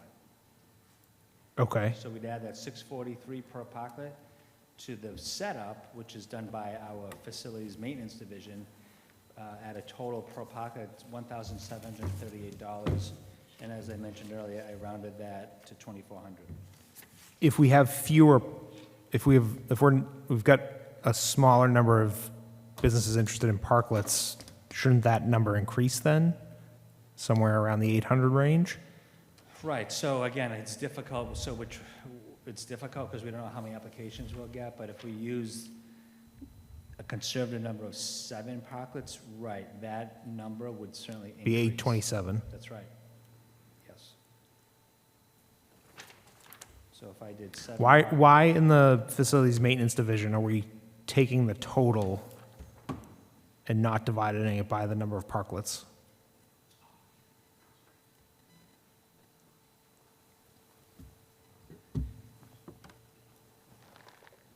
That was just the, do you want to answer that, Bill? Go ahead. Thank you, Derek. The numbers are larger here, thank you. Sure, I know it's a little bit confusing because a couple of different things. One is the facilities estimate is based on per parklet. We know how many hours it's going to take them, 4 hours for each parklet. The information that we have for the setup for the highway division, when we looked at I think 2 years ago, we had 9 parklets, and we based on how many hours, it was basically 2 days for setup. So we calculated the cost per parklet. So how many hours for each one of the parklets? So realistically, the cost per parklet should be fairly consistent, so that instead of being 2 days, it may go down to a day and a half, but the cost, the average cost per parklet shouldn't change for 7. And something I want to point out as well, that when we looked at this, we looked at the overtime rate for the highway division. They're going to be doing these during the day, but we recognize the fact that it's taking work away that they would normally be doing during the day, and they quite often work on weekends. So to offset this work, there would be work on the weekends, and that's why it's charged at a time and a half rate, if you noticed, just to kind of offset that work that they would normally be doing. But because of the traffic, they can't do these on Saturdays and Sundays. Not sure if I clarified anything or made it more confusing. I don't know either. I'll defer. I have a question. So what if only one person applies? I mean, because like the numbers are based on if 9 or 7. If only one applies, what's the cost? And say it's, whether it's a new or an existing parklet, what's the actual cost there? Do we know that? Is that worth us doing? How many, one? Or Yeah. two? Well, we're committed to doing this, so if we have 2 people, 2 businesses apply, then we know that obviously it's not gonna take us a full day for the highway division, so we would mobilize, if it takes us a half a day to set up the 2, fill them with water, that would be a half a day for the highway division, but it may be a full day, because it's 4 hours per parklet for facilities. So they would have 1 full day, and the highway division would have a half a day. So it's certainly, it's gonna be relative to how many parklets we have. Well, right, but I guess, is the ask that we vote on the rate? Because if the rate is dependent on participation, then that's tough to do. But this, when we come up with a proposed fee for any one of our licenses or permits, it's based upon what we project man hours. So, for example, like to do a food inspection through our public health division, our permit fee is based upon how long it would take to do that. So in this situation, we're just projecting based upon what we think is going to happen, and that's our proposed fee. It could be higher, so we may have 13 applications, which then we would have to mobilize, the proposed new fee of $4,175. But didn't last year, was it like 4 participated? I believe 6 participated last year. Was it? I believe it was 6. Yes. So are we ever going to cover our costs 100%? Well, again, we're projecting, and we can't pivot once we set these fees. So are you looking for us to set like a fee that's could be prorated up or down dependent on participation, or you want to? It would be easier if it was a flat fee for all participants. So this would be the fee if 9 people apply, or if 1 person applies. Or 15 people. That's right. Okay. Mr. Blitzer? Mr. Chairman, I've been to the meetings in the downtown waterfront, the business meetings, and this is very important to the businesses that have attended. They've expressed their need for this. And I don't know if it'd be helpful to ask Rick as the president of that association, and I see 3 restaurateurs out here that we may want to, if it's okay, you can hear from them. What's up? Well, then after David's questions, but I think it'd be, before you make a decision, let's listen to these folks. But go ahead, Dave. Thank you, Mr. Blitzer. I'm just letting the board do just like we did the last one, and then we'll open it up to the audience. Mr. Golden? Thank you, Mr. Chairman. Derek, in past years, has construction of the parklets been subsidized versus right now what we're proposing is we're passing the cost straight on to the businesses, correct? That is correct. Yeah, in the past, back that up a little. Yeah, so 2 years ago, the town subsidized this operation by approximately $20,000 using ARPA funds. Last year, what the board passed was a fee for $2,900 for a new parklet, which what we're proposing today is $4,175, and a renewal was $1,000 last year, which again, this year we're proposing $2,400. And last year, the presentation was very similar to this year's. There's a slight variation, given the fact that, you know, some of the overtime rates have changed slightly.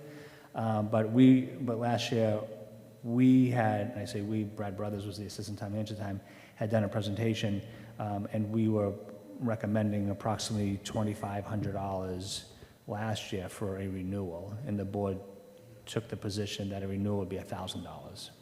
So we did subsidize it, yes.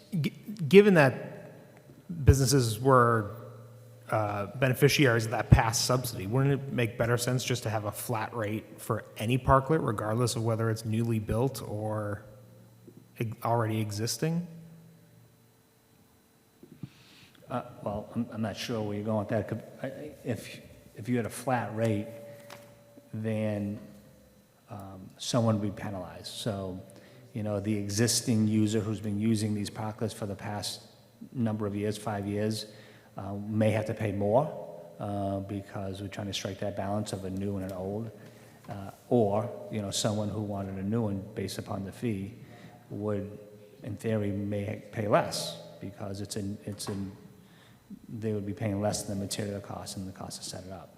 But they wouldn't be penalized because in prior years, they received a subsidy from the town.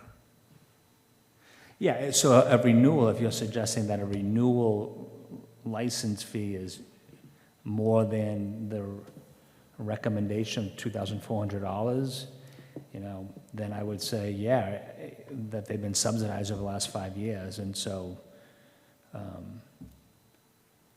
it would be fair to pay something north of $2,400. Any other questions or comments from the board? If not, we'll open it up to the audience. Sir?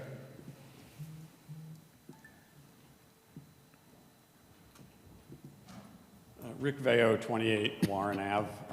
Thank you, Mr. Chairman and the board. I'm here tonight speaking on behalf of the DWD, Downtown Waterfront District, on what, from my perspective, seemingly should be a all-supportive type of discussion about outdoor dining. It's not necessarily, because I understand that, you know, there's been controversy over costs and flowers and who's watering and who's responsible, and the idea of providing subsidies to private businesses. And I understand all that.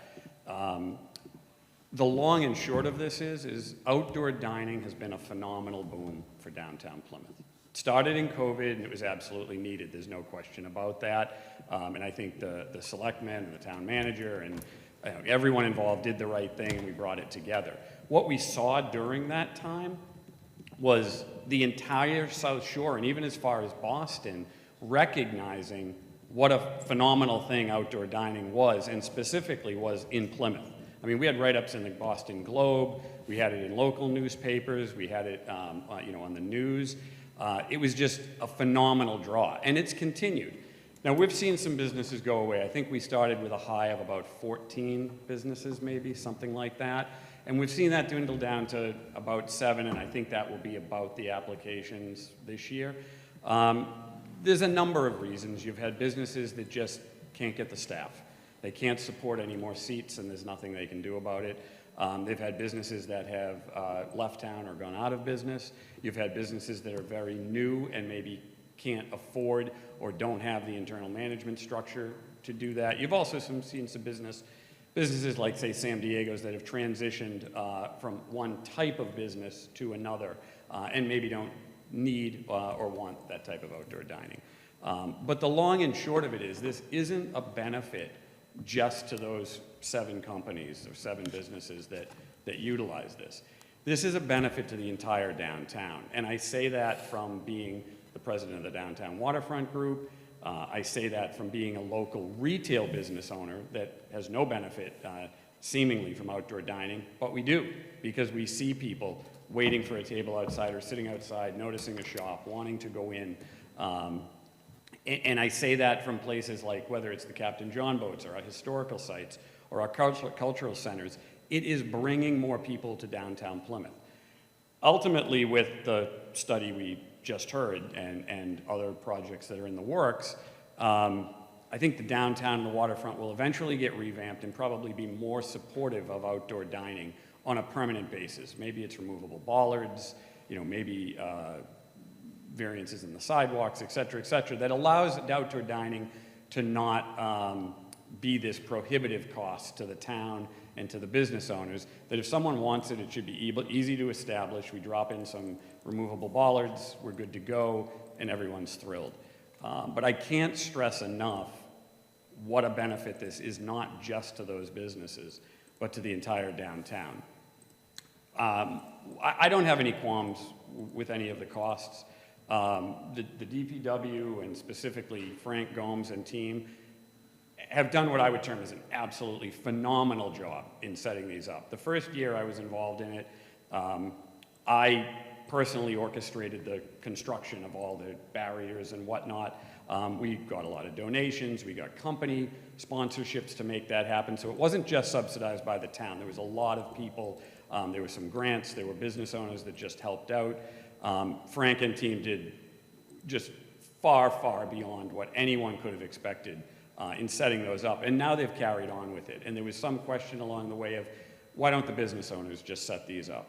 They can't. They can't do what Frank and team are doing, and nor do I think we want local restaurateurs running around on the 3A trying to set up things and look cohesive and whatnot. As far as the costs go, again, I don't have a qualms with what it actually costs to do this. What I would respectfully ask is that instead of 2,400, and I think you said 4,100 for a new, that each of those figures be reduced by $1,000 and subsidized by the town. I think $1,400 for an existing parklet, or $3,100, if that was the 41 was the figure, to do a new parklet is palatable for the downtown businesses, and I think the approximately $6,000 or $7,000 investment by the town is coming back 100-fold in the draw to the town, the potential tax revenue from the town, the parking revenue for the town, by all the people who are drawn here by outdoor dining. And I just cannot stress that enough, that it's much needed. I think outdoor dining in this iteration is a stopgap until the downtown and the waterfront gets to a point where it can handle it on its own without any, ongoing investment from the town, and maybe it's just a license fee from the restaurateur if they want it. But I think we need to maintain this. It's been very successful, and it would be, with everything with the town's trying to do, with everything the downtown waterfront district is trying to do, I think this is a major step back to pull it away, because I think those 7 applicants will either go to nothing or maybe 1 or 2 if those full fees are in place. So I can certainly answer any questions from my perspective.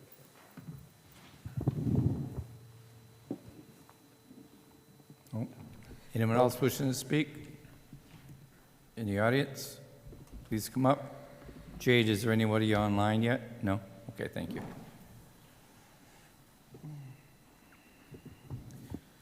Evan Malaguti, Precinct 2, and member of the Advisory and Finance Committee, as well as the Vice Chairman of the Visitor Services Board. While I appreciate over the past few years the Select Board has been acceptive of outdoor dining to help the struggling restaurant businesses during an unprecedented event, and also to help with the recovery after that, I do see that if this is going forward, that these rates are justified. I would think maybe a little bit higher, but that's based upon the numbers that the town manager and DPW staff has actually looked at.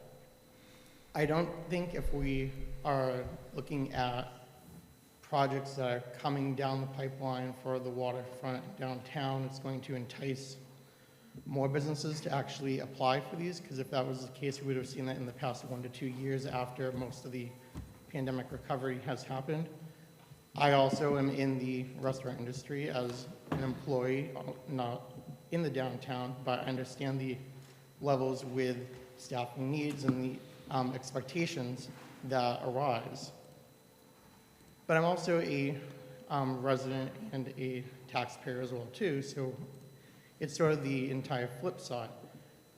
We had, with this budget that is going before town meeting, had to put vacancy fillers for positions because we didn't have the funds available to fill positions based upon the current budgeting until a later proposal comes down or costs change during the actual next fiscal year.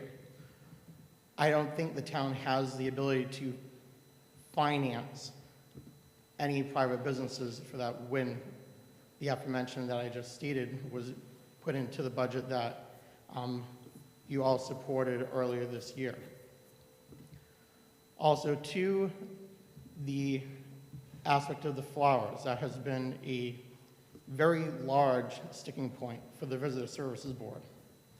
Last year, we made a guarantee for the flowers based upon the opportunity that the restaurants would maintain them.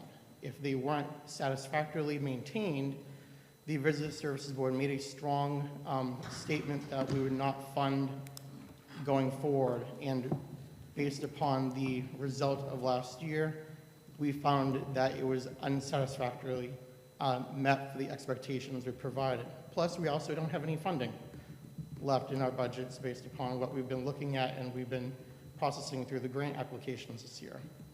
So those are my concerns and my recommendations that the rates should stay the same as presented by the town manager, if and so the select board decides to continue with the outdoor dining. Thank you. Anyone else wishing to speak?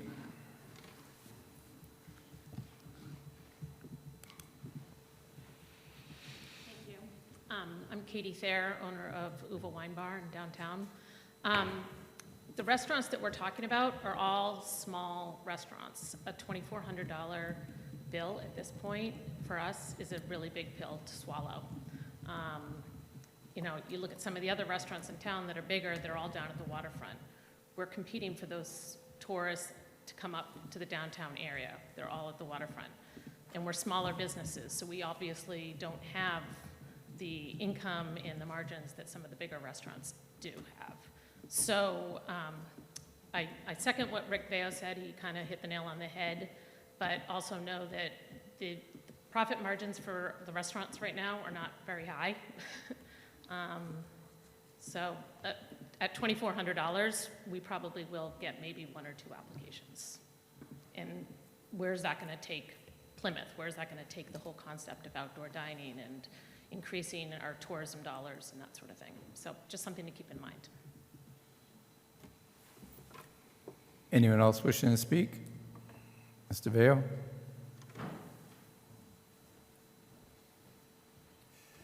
So I should have mentioned this in the first go-around, but so the flowers we were trying to take off the board, we're going to try to handle that on our own, and I'm hoping to work with the town on the watering piece of it as they watering the hanging flowers and work with the restaurant owners and/or the downtown waterfront district.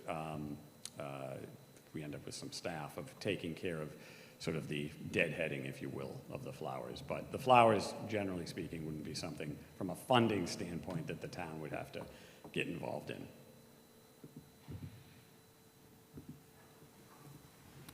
Mr. Chairman? Yes. I just want to remind the board that each one of these parklets holds approximately 29 seats. So, you know, in my estimation, if they turn these tables over 3 times, they should be able to gross enough revenue to cover the costs for these parklets.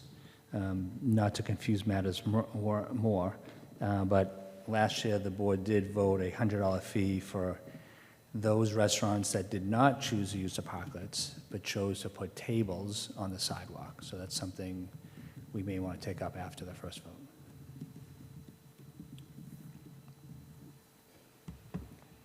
Wish of the board? just, Oh, you want another comment? Go ahead, Charlie. well, I'm going to make a comment before we vote. I can save it for discussion. Mr. Canty, if you'd like me to do that. Somebody wanted to make a motion and second it, then I'll make my comments and may make an amendment. Hold up, please. Just one more. Come on up. Friends, we meet again. My name is Erin Murphy from Sukasa. A couple things. One, I do think that outdoor dining is essential to all of downtown as a whole. I mean, it is a draw. You know, I think that everyone benefits from that, not just, I mean, it's definitely essential to my restaurant, but I do think it's a draw. Secondly, as far as the cost goes, I agree with Rick and Katie, the 1,400, that sort of thing. 2,400 is a lot to swallow. I would like to see a detailed kind of breakdown of those costs, if possible. My third concern is I don't know where the 29 seats came from.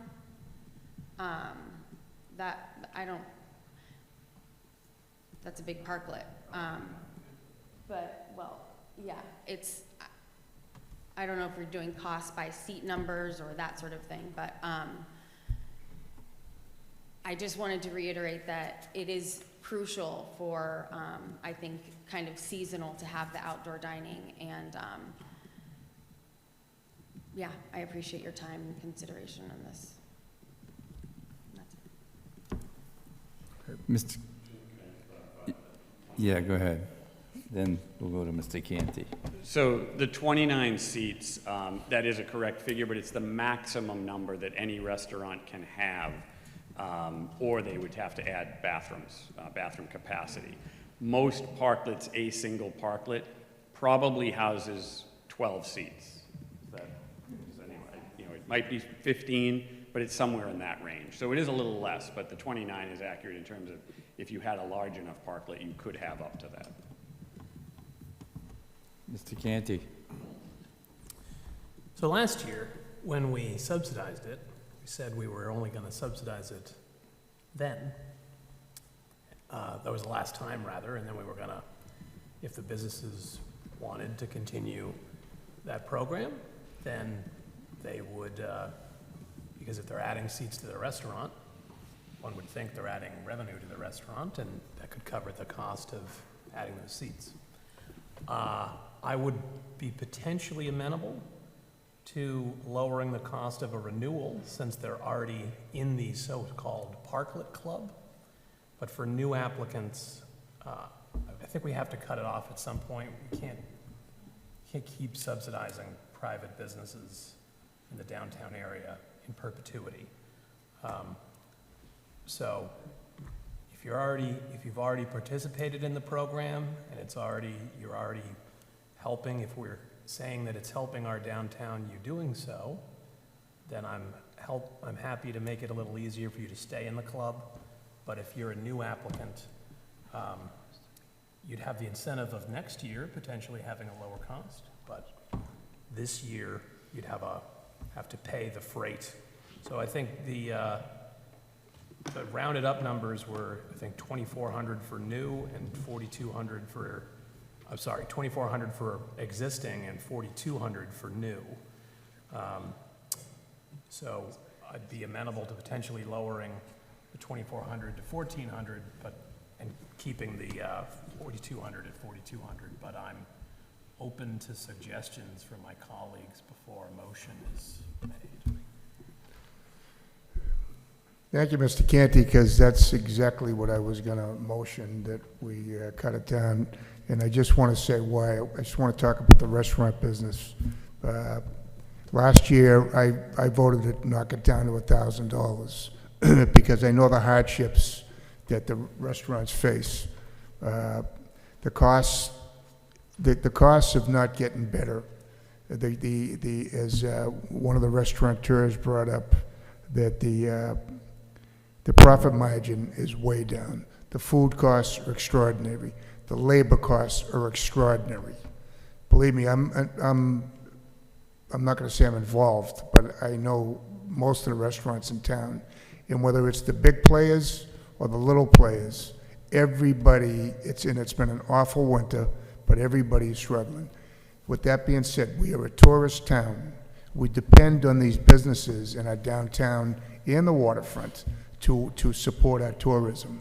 Without them, the tourists, they're going to be bored, they're going to go somewhere else. So to me, we should do everything that we can possibly to help them. If I thought that everybody's making a lot more money this year as opposed to last year, I would say, you know what, they got to start paying their way. And we did talk about that last year. But I think it's even worse this year. And guess what? And I'm not making a political statement. I'm not sure it's going to get any better. So I'm worried about some things that are going on nationally. And so I like, if you want to make that motion, I'll second that motion, Kevin, if we're ready to do that. But Please. so anyway, I support the restaurants, whatever we can do for them. Thank you. Okay, if I may, before we start making motions. I think it was I that said last year, you're absolutely right, that it would be my last year going forward with this, and I've been saying it now for several years. I'm not against the outdoor dining, but I believe if you want the extra seats, you need to pay for them. Things are just as hard for every other restaurant and taxpayer in this town. If it's that much of a good deal and it's really great for business, then you shouldn't have a problem with the fee, in my eyes. And if it doesn't pay, then you know what? It's a bad investment. And Mr. Veo, to your comments earlier, you got a large sum of money from the foundation. Maybe the foundation would be willing to help these people get their parklets, or the chamber, or the One Fund. But I think to use taxpayers' money in budgets as tight as they are is just, I just don't get it. This started in 2000. The governor allowed it during COVID, when people couldn't all be in small areas, and it got to outside, and then it was, as Mr. Malaguti referenced, it was the flowers, then it was this, and it was that. I mean, I'm in business too. If I can't afford it, I don't do it, or I'm not going to be there long. And it's not because I don't feel for any of the businesses. If it was such a great thing, this room would be full with people. There must be 25 restaurants on that strip. Why aren't, whatever there are, why aren't the rest of them here? If it's such a, because it's not. It's not even used a lot. I'm going to be honest, I got the floor. I go downtown a lot, and I see them empty and not even open on a Saturday nights, Friday nights. I don't know whose I'm looking at, but if I need to start taking pictures, believe me, I will. So I'm just going to say what my piece is. You all got to say what yours was. Every year, it's another year. I'm done with it. COVID's over, and I'm out unless you want to do it. You have to pay for it with my vote. That's it. Thank you. Do you have a motion, Mr. Canty? Yes. So I will make a motion to approve the outdoor dining at a rate of, at the seasonal dates that were presented in terms of operation, at a rate of $1,400 for a prior participant to renew, and $4,200 for a new applicant to apply and enter the program. That would be a $1,000 reduction for a pre-existing, pre-participating business, and no reduction for a new applicant. Motion by Mr. Canty. I want to second that motion. Second by Mr. Blitzer. Discussion? Mr. Golden. Thank you, Mr. Chairman. I agree with your sentiments from earlier. There are restaurants in Cedarville and Manamet and West Plymouth that don't benefit from this program. I think that if the businesses are benefiting from a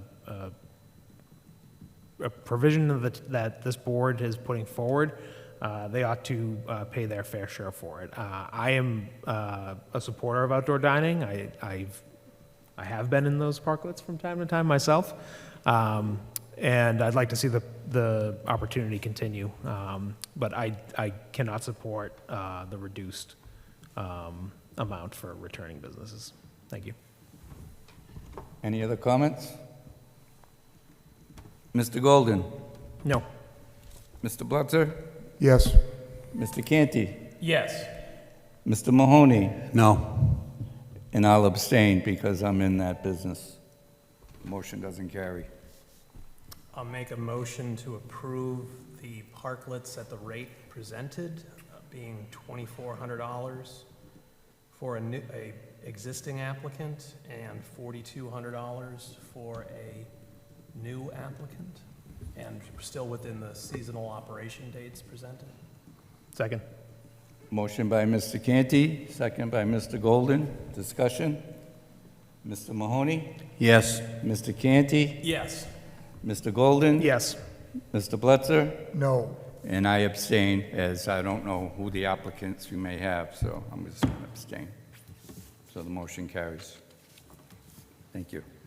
Mr. Chairman, if I could I had mentioned last year there was an additional fee for those restaurants that chose not to use the parklet program. And there was a fee imposed for each table that was set up on the sidewalk for table service. So this wouldn't include takeout service, but table service at $100 per table. And we can do that on the sidewalks with no... Right, so if there was a restaurant who wanted to, say, put 3 tables out there, they still would have to file for an alteration of premises through our licensing agent, but it would be $100 per table. Mr. Canty? Regardless of size of table, like if it's a 2-person table or a 4, I don't imagine you could have more than 4 at a sidewalk safely, but... Yeah, so last year we were assuming 4 seats per table. Okay. Derek, if you could just touch on that and speak close to the microphone. I don't think they heard you in the back, please. Yeah, so last year there was a second fee that was imposed. It was for those restaurants that chose not to use the parklet program. They would have to conform with an alteration of premises if they were to serve, say, alcohol, but that there'd be a second fee imposed of $100 per table. They'd have to go through the typical licensing and inspection process to make sure that it's ADA compliant, that it's cordoned off if they're serving alcohol. But this would be per table at $100, assuming 4 seats per table. How many tables would you say, Derek? They could have 3 or 4? It would depends. It would be dependent on the frontage of that restaurant. So again, one thing we have to be very mindful of is ADA access. So we don't want tables and chairs blocking the walking path. So we'd have to use our inspection services team to do that analysis to make sure tables are situated in a certain location along that storefront. Thank you. Any other questions? I'll make a motion. Mr. Canty? Make a motion to approve the proposed rate for non-parklet sidewalk tables pursuant to the regulations of the Inspectional Services Department and any other relevant regulations as needed at $100 per table. Second. Motion by Mr. Canty, second by Mr. Mahoney. Discussion? Mr. Mahoney? Yes. Mr. Canty? Yes. Mr. Golden? Yes. Mr. Blutzer? Yes. 4 yes, and I abstain. So that passes. They can put tables if they meet the requirements. Town managers report? Oh, you gotta execute the warrant. Oh, sorry, skipped right over it. Thank you. Go ahead.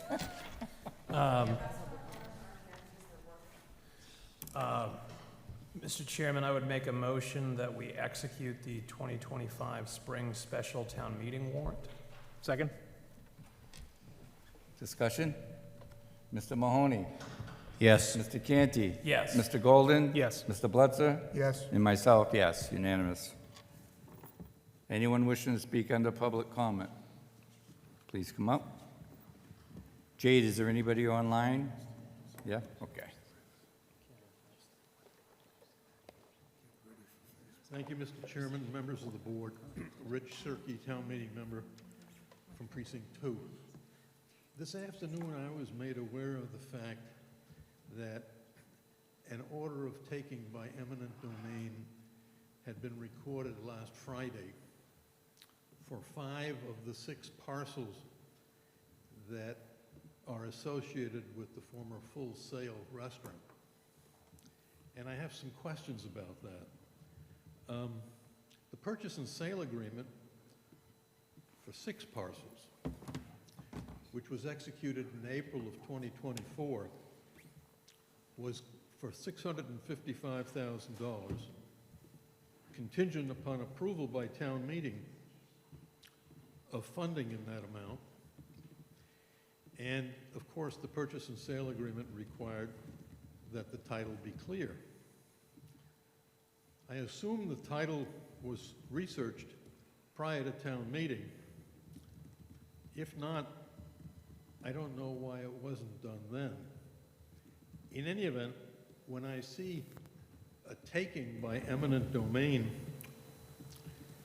of property that was under agreement to be purchased by the town, the immediate thought comes into my mind that maybe there was something wrong with the title that required the town to exercise the power of eminent domain to acquire the land. And I'm here to ask whether there was in fact... And we are not going to answer these questions, so if that's where you're going, this is over. Well, I'm just raising them as a public... Well, you more than well can, but I'm just telling you up front, you know better, you're a lawyer, and it could be litigation. We don't talk about it in public. Okay, I'm just raising... Okay, so you can make your assumptions and ask your questions. You have 1 minute. The order of taking was for 5 of the 6 parcels. And I'm curious as to why the order of taking was for only 5 and not all of the 6 parcels. So my point is that the order of taking raised questions in my mind as to why the seller wasn't merely compelled to sell the land if he got cold feet because he was under agreement to sell it. And if in fact there was a title problem, why wasn't the title searched before town meeting voted rather than searched afterwards and only to discover later that an eminent domain taking would be required in order to acquire the land? So I'm raising these as questions. I don't necessarily expect to have answers tonight.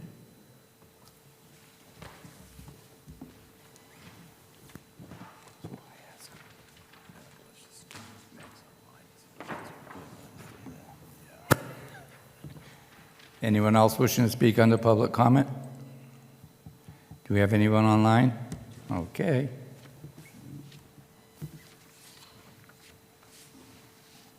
Thank you for the opportunity to speak. My name is Meg Sheehan from Community Land and Water Coalition, and personally I am a taxpayer and have been for my entire life in the town of Plymouth. This is to respond to statements by Plymouth Town Manager Derek Brindisi about me during his town manager's report at the February 25th, 2025 Select Board meeting. The topic concerned the land development project at 71 Hedges Pond Road. In his report, Mr. Brindisi falsely accused me of lying to the public. I request that Mr. Brindisi withdraw his defamatory statement and immediately cease and desist further disparagement of me. I won't repeat what he said about me, but it is in the recording. He was responding to comments I made during the meeting's public comment period. Each fact that I stated is accurate and easily corroborated by public records. He was referring specifically to my statement that the Mashpee Wampanoag Tribal Historic Preservation Officer provided information to the town that an archaeological study is required. for the 71 Hedges Pond Road Sand Mining and Development Project.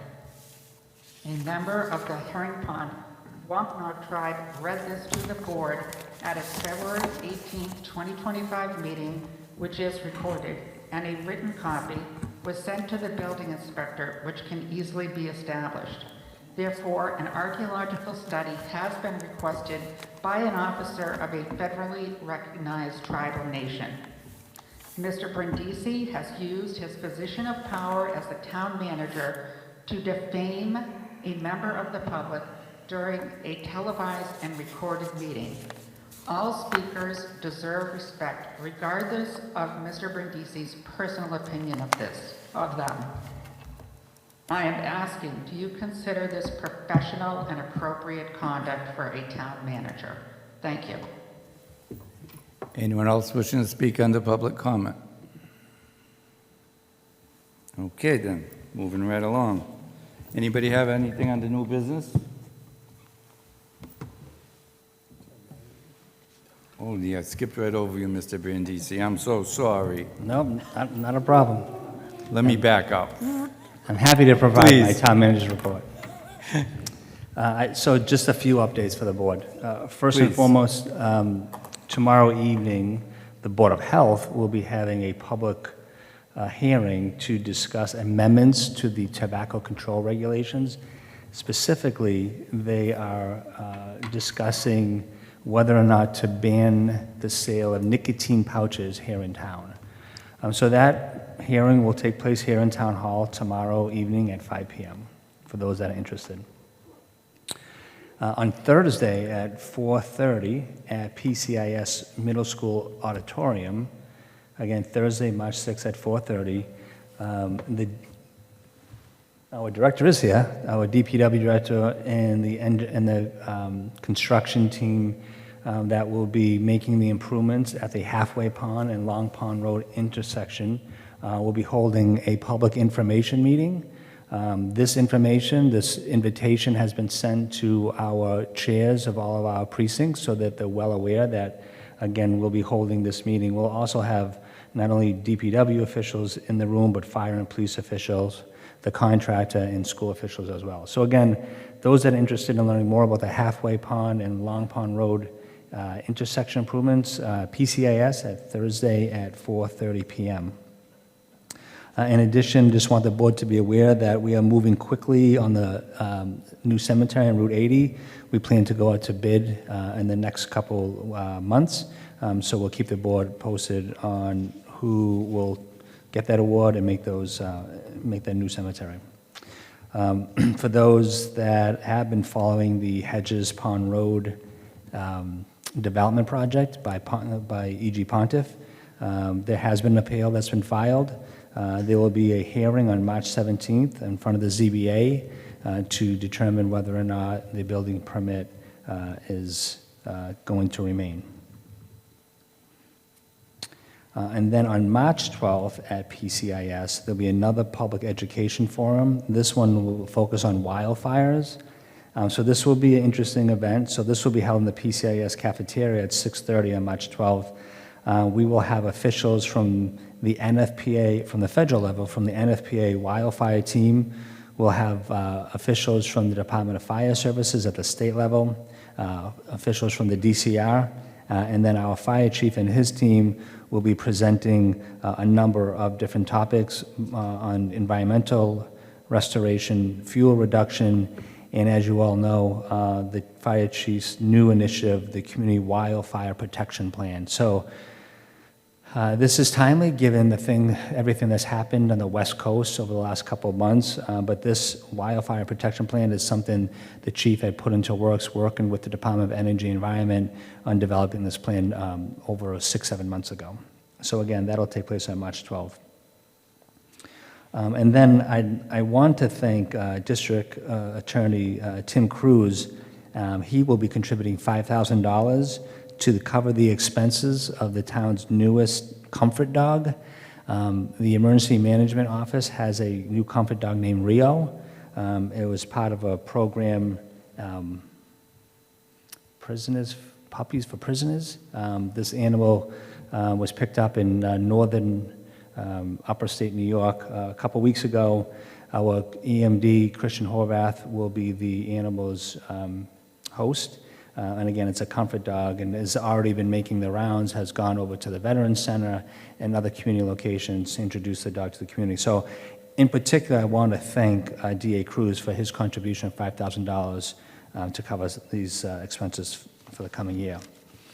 And then last, I just want to bring to the board's attention that there has been an audit locally on our affordable housing count here in town. We believe we have identified approximately 588 affordable housing units here in town that were never submitted to the state. So we plan on submitting, well, those have been now submitted to the state.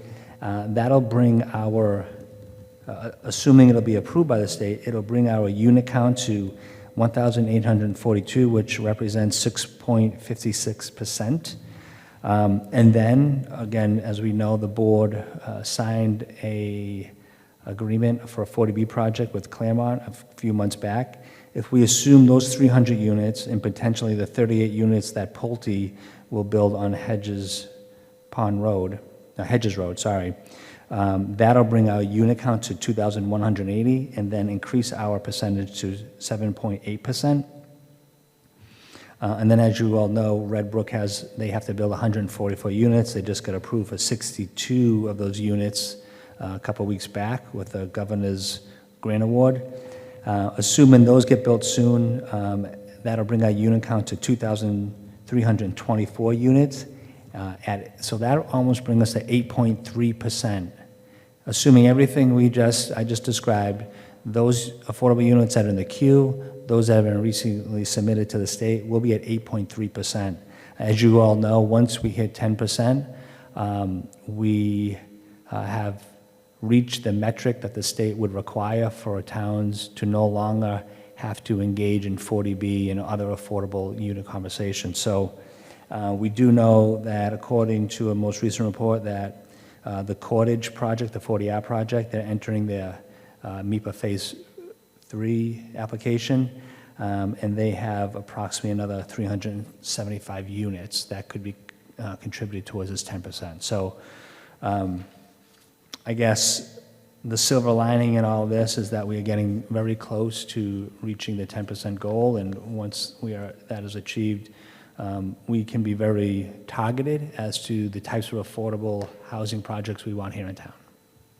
Pending any questions, that's all I have. John? So, Mr. Brindisi, what is the time frame for getting confirmation from the state that this incremental 588 is accurate? So I have been told that we have already submitted our application for those 588 units that have not been confirmed yet, and that I've been told it should take a couple weeks. So the way the state moves, I'm going to err on the side of caution and say probably closer to 4 weeks, but we're thinking anywhere from 2 to 4 weeks. So it's my opinion that once that data is confirmed by the state, we probably should have a follow-up conversation. On the other side of that, it is bizarre that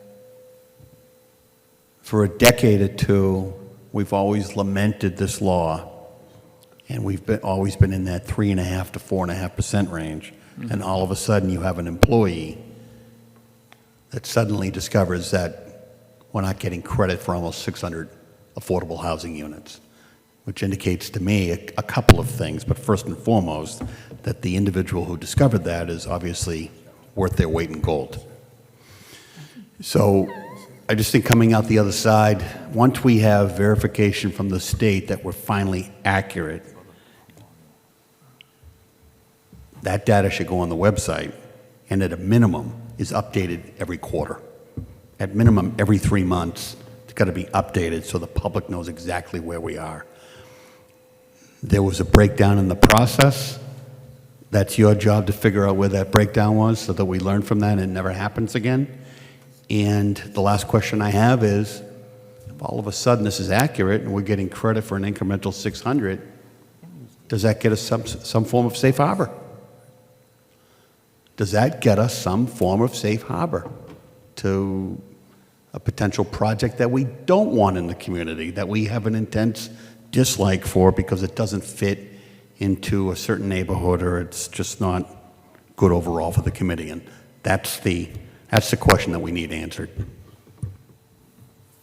Yeah, that's a great question. That's something we certainly will follow up on with the state, given those 600 units that have been found. We do know that there's been 2 applications for 40B projects most recently. So we know the Claremont project would put us in safe harbor. But I think the question is, giving these 600 units, would that put us in safe harbor? So I'll follow up on that.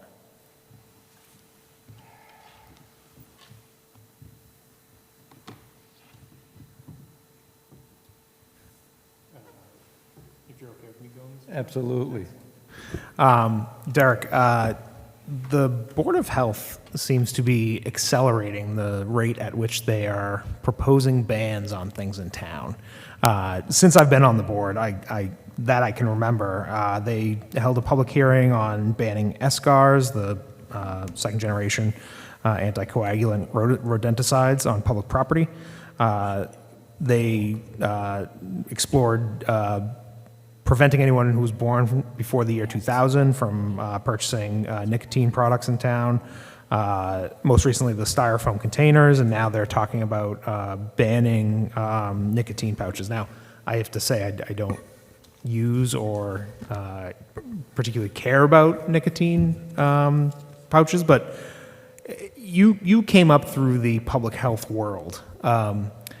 Is it usual for a Board of Health to engage in this level of regulation? And I'll also add, during the I think 3 years that I sat on the Board of Health, they banned cigar bars in town. They increased regulations around where and when nicotine products could be sold. They imposed additional regulations on short-term rentals. So you know, and I'll say this as well, there was talk about even banning gas stoves at one point in time. Right. So is it usual for a Board of Health to engage in this level of regulation? Given everything you just described, even the last one about gas stoves, in my experience, this is a hyperactive Board of Health that is really looking at public health on many different levels. Some would argue that some of the items that they're debating may not even be public health focused. Farm animals. Boards of health have extreme authority. Typically, you see elected boards of health carry out that level of authority, and appointed boards of health are usually, in my experience, working with the other branches of the executive branch, the other committees in the executive branch, in order to really move public policy forward. So this Board of Health, I would say, honestly, is acting more like an elected Board of Health than an appointed Board of Health. Do you find that problematic in any way? I find it concerning. Okay. I feel disconnected to the work that they're doing sometimes. Mm-hmm. There's a lot going on in this community, and it's difficult on our end, on the administration end, to track everything that's going on a regular basis. You know, we have dozens and dozens of boards and committees. Some have regulatory authority, some don't. And so I think it's a challenge to try to align ourselves with this Board of Health to ensure they're more consistent with the vision of the Select Board and the executive branch. Is there anything that, perhaps this is a conversation for offline, but should we be exploring the function of the Board of Health in a more in-depth way? And I say this knowing that I'm probably volunteering myself for such work. I think over the last 3+ years, we have put everything on the table. We're looking at all of our policies, as you know. We've reorganized multiple departments. We've changed our municipal finance philosophy. So I think what you suggest falls in that same trend, that no stone should be left unturned, and that we should be looking at other ways of doing business across the spectrum of the organization. Thank you, Will. I'm happy to discuss more after. Any other questions or comments for the town manager? Thank you. New business? Letters? Old business? I just have a couple things. One's new old, but, well, Mr. Coyle's still here. And I don't expect you to have an answer, but I just want to really find out where we are as a town with the traffic issues on Long Pond Road. Have we started to do a study, or are we waiting for funding, or waiting for the state? Because it's something that this board needs to discuss soon, with what I'm hearing from people and seeing and being in traffic, And it's off the cuff, so, I mean. I can, Mr. Chairman, I will look into that. I can tell you that myself and James have been out to several intersections, and we have made some timing adjustments to try to improve how they function. It seems as though there's been some benefit, but I can research what else can be done and what potential funding mechanisms there are for those improvements. So I'll get back to you on that. Okay, thank you. And I didn't expect you to have it, but while you were sitting here. No, absolutely. All right. Mr. Blitzer? Mr. Chairman, I have some new business. Last night, it was brought to my attention, I wasn't there, but it was brought to my attention that there were some folks came in protesting at the Zoning Board of Appeals, and I was told that they were very disruptive, very disrespectful, and the last person under public comment tonight mentioned about being respectful, and, well, the respect should go both ways. Folks that want to come in before our boards and our committees should treat those boards and committees with respect as well. So I talked to our clerk about what do we have for laws, bylaws about protesting in a public building, and I was told that we don't have them right now. So we need to. I'm asking the town manager, could we look into putting some policies together so in place? So if something like that happens again, that we know, if they're breaking a bylaw or a law, that we can have them removed from the town hall. So we need to. I think we need to come up with those policies. So. Yeah, we can talk offline, Mr. Blitzer, and think about some ways to maintain a level of decorum. Because it works both ways. That's okay? right. We deserve respect, and our boards and committees deserve respect too. So anyway, thank you. Okay, and I'm just going to finish up under my old business. Just want to let you all know that I want to keep pursuing the energy needs of our residents. I know there's a lot going on nationally, and I'm not looking for, but I want to keep digging and see what the actuals are, and get the discussion open on maybe a municipal power plant, and a lot of green projects I think are coming our way also. But it worth opening conversation with the state, and we'll know where it takes us, and maybe it takes us nowhere. But I just think it should be a priority. And the other thing that's really concerning me, and Derek might be able to touch to it, is the climate resiliency. We're going to shore up around the state boat ramp in the parking lot. The quick scenario is they're going to raise the parking lot, I think, 3 feet, and there's going to be a wall, and I'm not sure the height is either 12 or 14 feet. And it'll go behind the wastewater treatment plant, and it's going to go along the walkway there, the breakway, and around to the harbor master shack. So that leaves the rest of the Water Street in, was it 10 years, underwater. So I think it needs to be, looked at now, and we need to have discussions and plan for the future. It's not gonna happen next year, I don't think, but I'm believing it's about 10 years, 2030, 2035, 5 years. So 50. we need to start talking about it then. Because what good is building the wall around a quarter of the street when the water's just gonna go around it and, be on the other side of the wall, you're gonna have an expensive swimming pool. So I think we need to get the right departments in here and start having discussions how we shore that up and let town meet know what, really coming up, so we can do our funds and priorities accordingly. That's all I have. Motion to adjourn? So moved. Second. All in favor? Aye. Aye. Thank you for watching. Have a nice week.